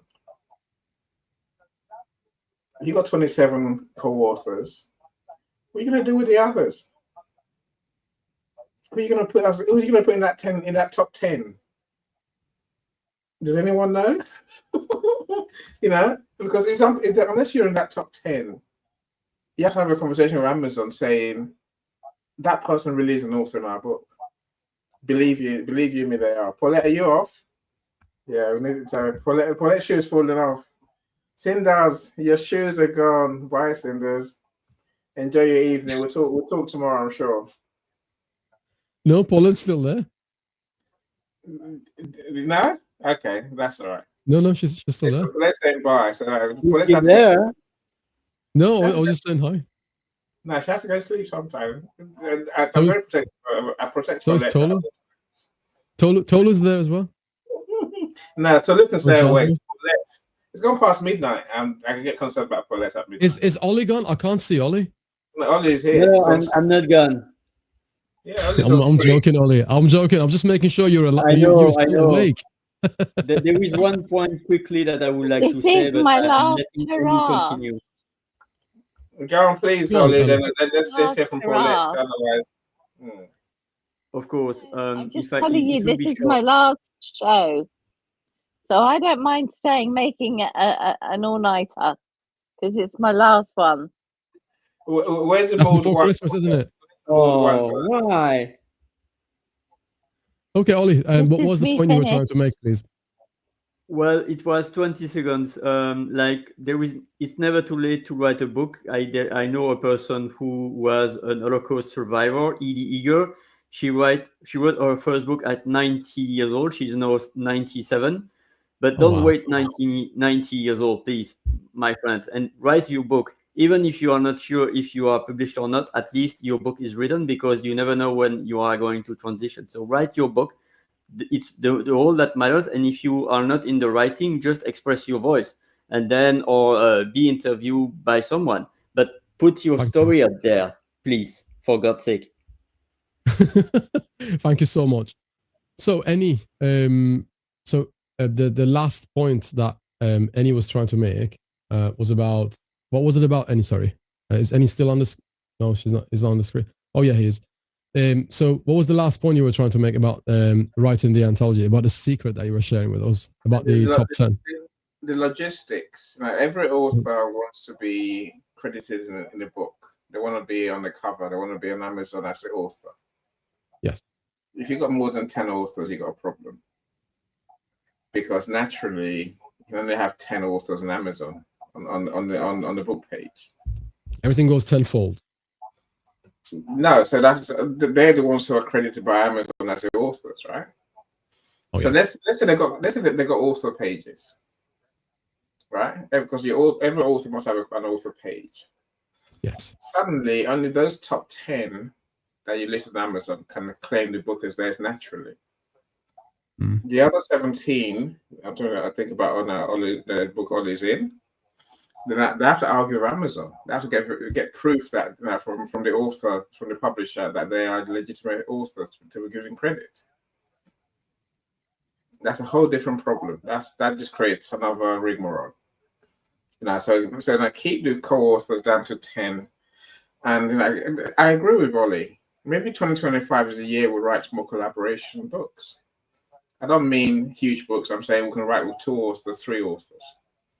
That's what I intend to do. Because 2 brains, you can write quicker than 1 person can. Like you and Jasmine are doing. If you half the book, it's half the content, right? Ocean's book will actually get done. To sit down and say I'm going to write a book, a 200-page book myself, it just takes longer and longer and longer. Absolutely, absolutely. So, thank you so much, Annie. I'm gonna give you guys a quick advice as well. Please do it like Paulette does. Please do it like Annie does. Please do it like Dr. Constance does her books, and just like Tolu Ekwe does her books. Apply more and more research, more and more quality to your work, because people buy 1 book. But if the purpose is to grow your business, remember this. Think about it logically. Isn't it easier to get the customer to come back for more? Or are you going to use the customer as a disposable concept? You use them and abuse them, right? You're not supposed to do that if you want them to come back. What if I read Paulette's book and I don't like it? I'm not going to buy the second book. What if I like Paulette's book? What am I going to do? I'm going to buy the other 2. Now I'm done with it. No, I'm not done with it yet. I'm going to buy the books, the trilogy, and gift them to my niece and nephew. Can you see how the cycle continues? And then it becomes a household name. That book becomes a household, and that's what you want. If you're an author, remember, you want to become a household name, like Paul Hollywood, like, I don't know, Jimmy Carr. You want, like any old song, like Paulette Hallam. Like Paulette Hallam and Jack and Walter. There you go, Jack and Walter. Now you have this concept. What would Walter do? It turns into a saying in the children's head. And by the way, if you write for a problem that's going to if you write about a family-related problem, about solving a family-related problem, your book has more chances of survival in the market, right? Anything that is family-related, anything that solves a daily thing, anything that solves a human being's problem. Paulette's books solve children's fear-related problems. Any Osong's book solves problems regarding resilience, creating communities, you name it. Having more extensive relationships with people, having more meaningful relationship with people, how to make friends with them. The first thing that he told me when I said, how should I make my audio rooms better? He said, find more friends. And I said, I do get those coffee chat phone calls, when clients call you, people call you to find out if you can help them, if you can't help them. He said, get more of those. And what should I do next? He said, well, get on those bloody calls then. So I got on those calls and I got more clients. So thank you for that. And regarding the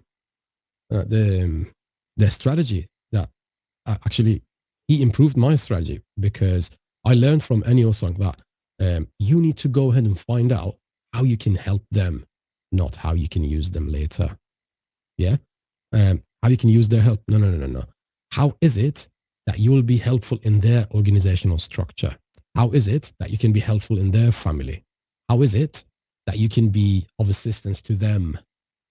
How is it that you can, so that changed my strategy. And then I realized, okay, how is it that I can be in the market? Okay, go to an author, make that author more successful. What do you think that author's going to do? They're going to share you.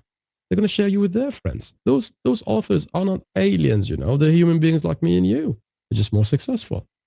They have a more adventurous life. They decide to become authors.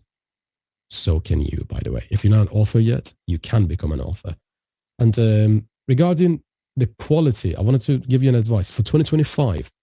My message to you guys is, Kenny, thank you so much for joining the show.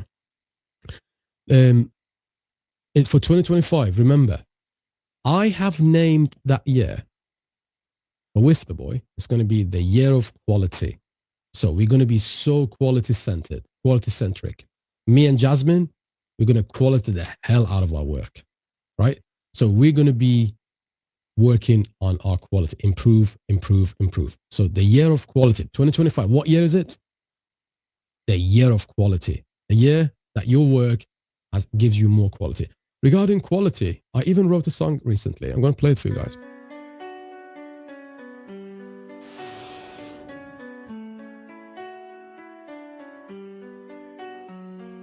Quality builds trust.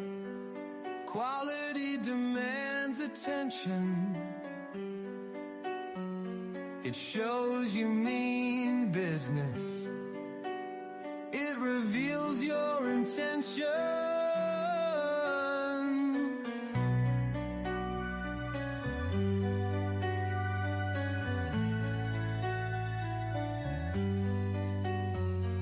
Quality builds trust. Quality demands attention. Your crystal clear voice lands on ears in every direction. Get rid of the fog and your truth sparks invention. Your powerful voice resonates through every dimension.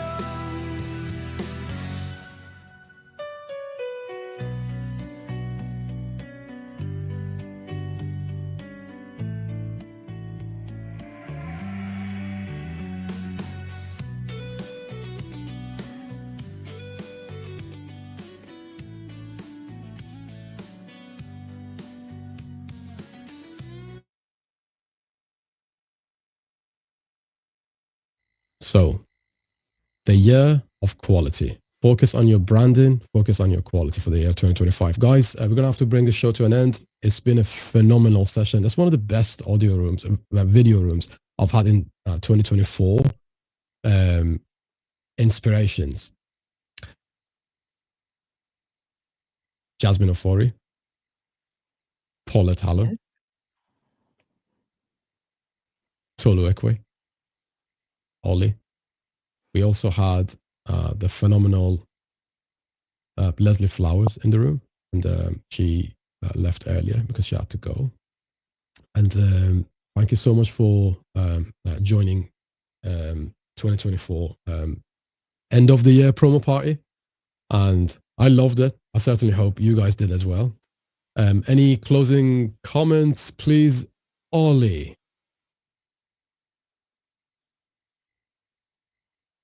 You're on mute. You're on mute. You're on mute. You're on mute, my friend. Okay, that's my mic. So keep shining, stay connected with your heart, and connect with people, human to human. Regarding writing, do you have any message for people? How to being an author, being a writer? There is nothing wrong. All is right. Absolutely. Everything's right. Thank you so much. Any closing comments? Our legendary friend, Tolu Ekwe, the author of Raging Waters, by the way. I would say put your thoughts down, put your ideas down. No idea is too small or irrelevant. And if you don't do it, you wouldn't know how much it will count to someone else. So just do it.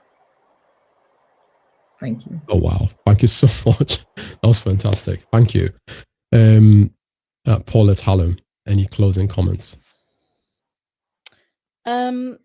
Just be kind to each other over Christmas, really. Just if you can help someone, if you can smile at someone, if you can just, instead of snapping at the cashier, just say thank you. Just remember that everybody's very stressed this time of the year, And just remember to be kind.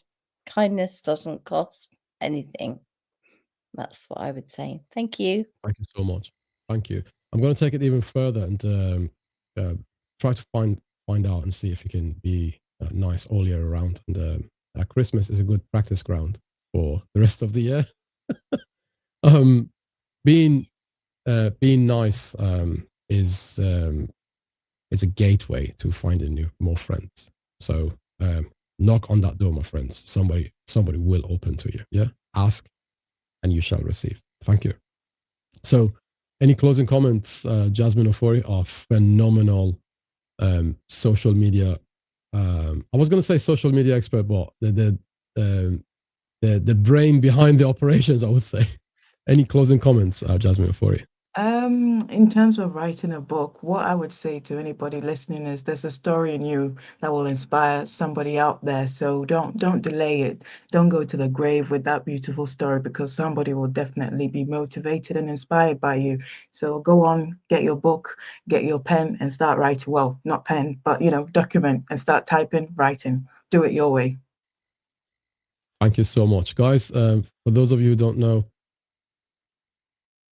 Jasmine is also writing a book, and we can't wait for that book to come out. Thank you, Jasmine. And any song, the Godfather of LinkedIn. Any closing comments, my friend? No, I'm always grateful to all my author friends. I live and exist thanks to all of them, and they're genius. I can't say that enough. Of course, I agree with Jasmine. Everyone's got a story. If you've created something, I think there's how to put it. You just said, Cyrus, that we have to be nice. We can try and be nice all year round. I think when you work out to be nice, the first person that gains is you. You're nice. If you learn to be nice to yourself, being nice to others is easy. That's a real benefit. It's about learning to be nice to yourself. Maybe in the book's about appreciating yourself and your talents and your gifts. When you have that appreciation, get it down on paper. Tell your story. There's someone who can benefit from it. Maybe let's think about who you can benefit by telling your story to. That's where you start writing a book from. Tolu has her target audience. She talks to people either are struggling in marriage, people who are going to get married. Paulette talks to parents and kids. We talk to people who might be not of a strong mindset, don't have that resilience. I'm saying Leslie talks to people who want to enjoy romance, and I call it romance. She doesn't say it's not romance. Adventure. I call it what you like, right? Know who you're writing for and write for them. What do they need to know is what your book's all about, really. And that's my best advice. Thank you so much. And for Christmas, what are you doing, Annie? Are you going to eat a little biscuits, or are you going to take it easy on the biscuits? No, lots of nuts, lots of biscuits, lots of drinking water, flavored water. I bet your wife's watching this and like, oh, I'm going to drink a lot of water. Yeah. Yeah, no. She's already asleep. So my holiday starts now. I can relax for Christmas. A couple more bits to do. I'm going to go down and spend time with my son. It's more family time this year, really. If you don't see me with my friends, don't panic. Don't call the police. Don't come round. I'm fine. I'm relaxing. No, I will say thank you, Cyrus. Thank you for all you do. Thank you for the platform. Thank you for elevating all of us. Yeah, 2025. Thank you, Cyrus. Thank you, guys. Thanks for inspiring me. And every single one of you has played an important role in 2024 for me. And that is the reason why I gathered you around, and I decided to promote you guys. Every product that you've created, every book that you've created, helps human beings in one way, shape, or form, right? Or perhaps more as well, more than one way. Annie Osong, thank you so much for nurturing the community. Paulette Hallam, thank you so much for caring about your child, and your child is an adult now, but your child, and thank you so much for using your childhood to immune the lives of other people's children and future generations. And this book is going to be affecting, by the way, when you write a book, guys, when you become an author, you're going to be affecting the generations ahead. And that book is going to be read for years after me and you. Thank you. Jasmine Ofori, you inspired me to create the podcast and the vodcast. It's a video podcast. But yeah, thank you so much for the promotions you did for the books that I'm promoting as well. Thank you. You never cease to amaze me. What do you do? What are you and your daughter doing this Christmas? This Christmas, we will be wearing matching Christmas jumpers, sitting down You have the watching same one? movies. Yeah. So yeah, we do have the same one, and we'll just be, spending time together. Really, yeah, that's what we'll be doing. Absolutely. That's fantastic. I wish you guys happy Christmas. Thank you, and you too. And, fantastic. And Tolu Ekwe, you never cease to amaze me. You wrote something. This is what's really amazing about your book. You wrote something to help other people have a strong relationship, right? Just like yours. Can you see, guys? Every person inspires other people to have something that they had or they didn't have. Can you see that? So you can do the same thing, guys. You can write a book. You can, if there's something lacking in your life, write about it and help other people avoid it. If there's something that is hurting you and you feel your life has turned into a mess, turn that mess into a message and pass it on, right? And if you feel like you dealt with some illness years ago, just like Ollie did, and you felt pain. Now, one of the reasons why Ollie is helping people get over the pain in their life is the fact that he went through pain, and that you never cease to inspire me. That's why you're on this show. Thank you. So, and I would like to thank myself for being intelligent enough to making friends with people more intelligent than me. Okay, and that's the future me thanking me, right? So my life is better with you guys in it, and thank you so much for being in it. And I'm feeling great for being here. I'm feeling great for being your friend. And if you want to feel successful, find people who are better than you. And I'm certainly doing that.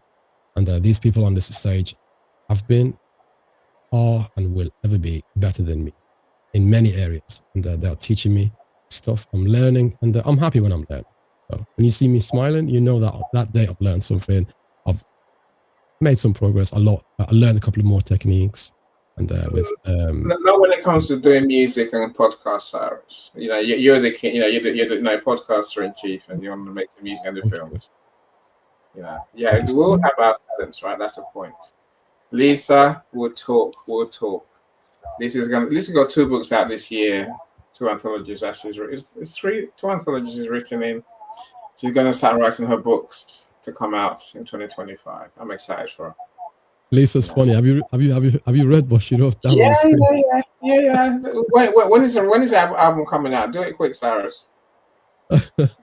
That first quarter of 2025 is going to be a great period of time. I don't have a date yet, but it's going to be first quarter. So these pieces of music that I'm making for people, it's going to be searched, and people are going to want to know why I wrote those pieces of music. Remember that, guys. When I write a piece of music for you, there's a story attached to that story, to that song. That song is telling a story, the story of your book, story of your business, right?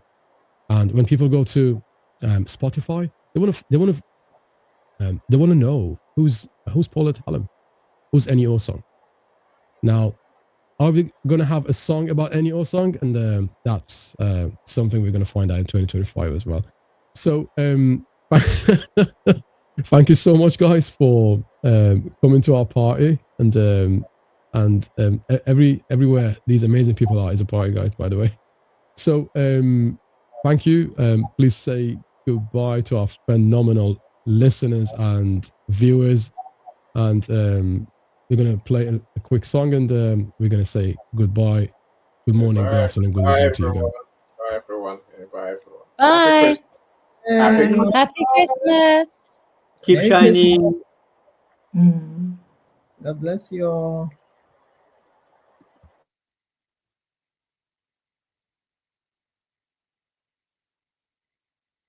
Thank you so much, guys. I wish you a fantastic Christmas wherever you are. Stay well, take care of yourselves, and thank you so much for joining our end of the year promo party. Soon we're going to be voting for the author of the year. I'm going to put that on my LinkedIn page. Please go and cast your vote, and tell us who's your favorite author. It's going to be a competition between Ennio Song, Tolu Ekwe, Paulette Hallam, and Leslie Flowers. Thank you so much, guys. Take good care of yourself. Bye.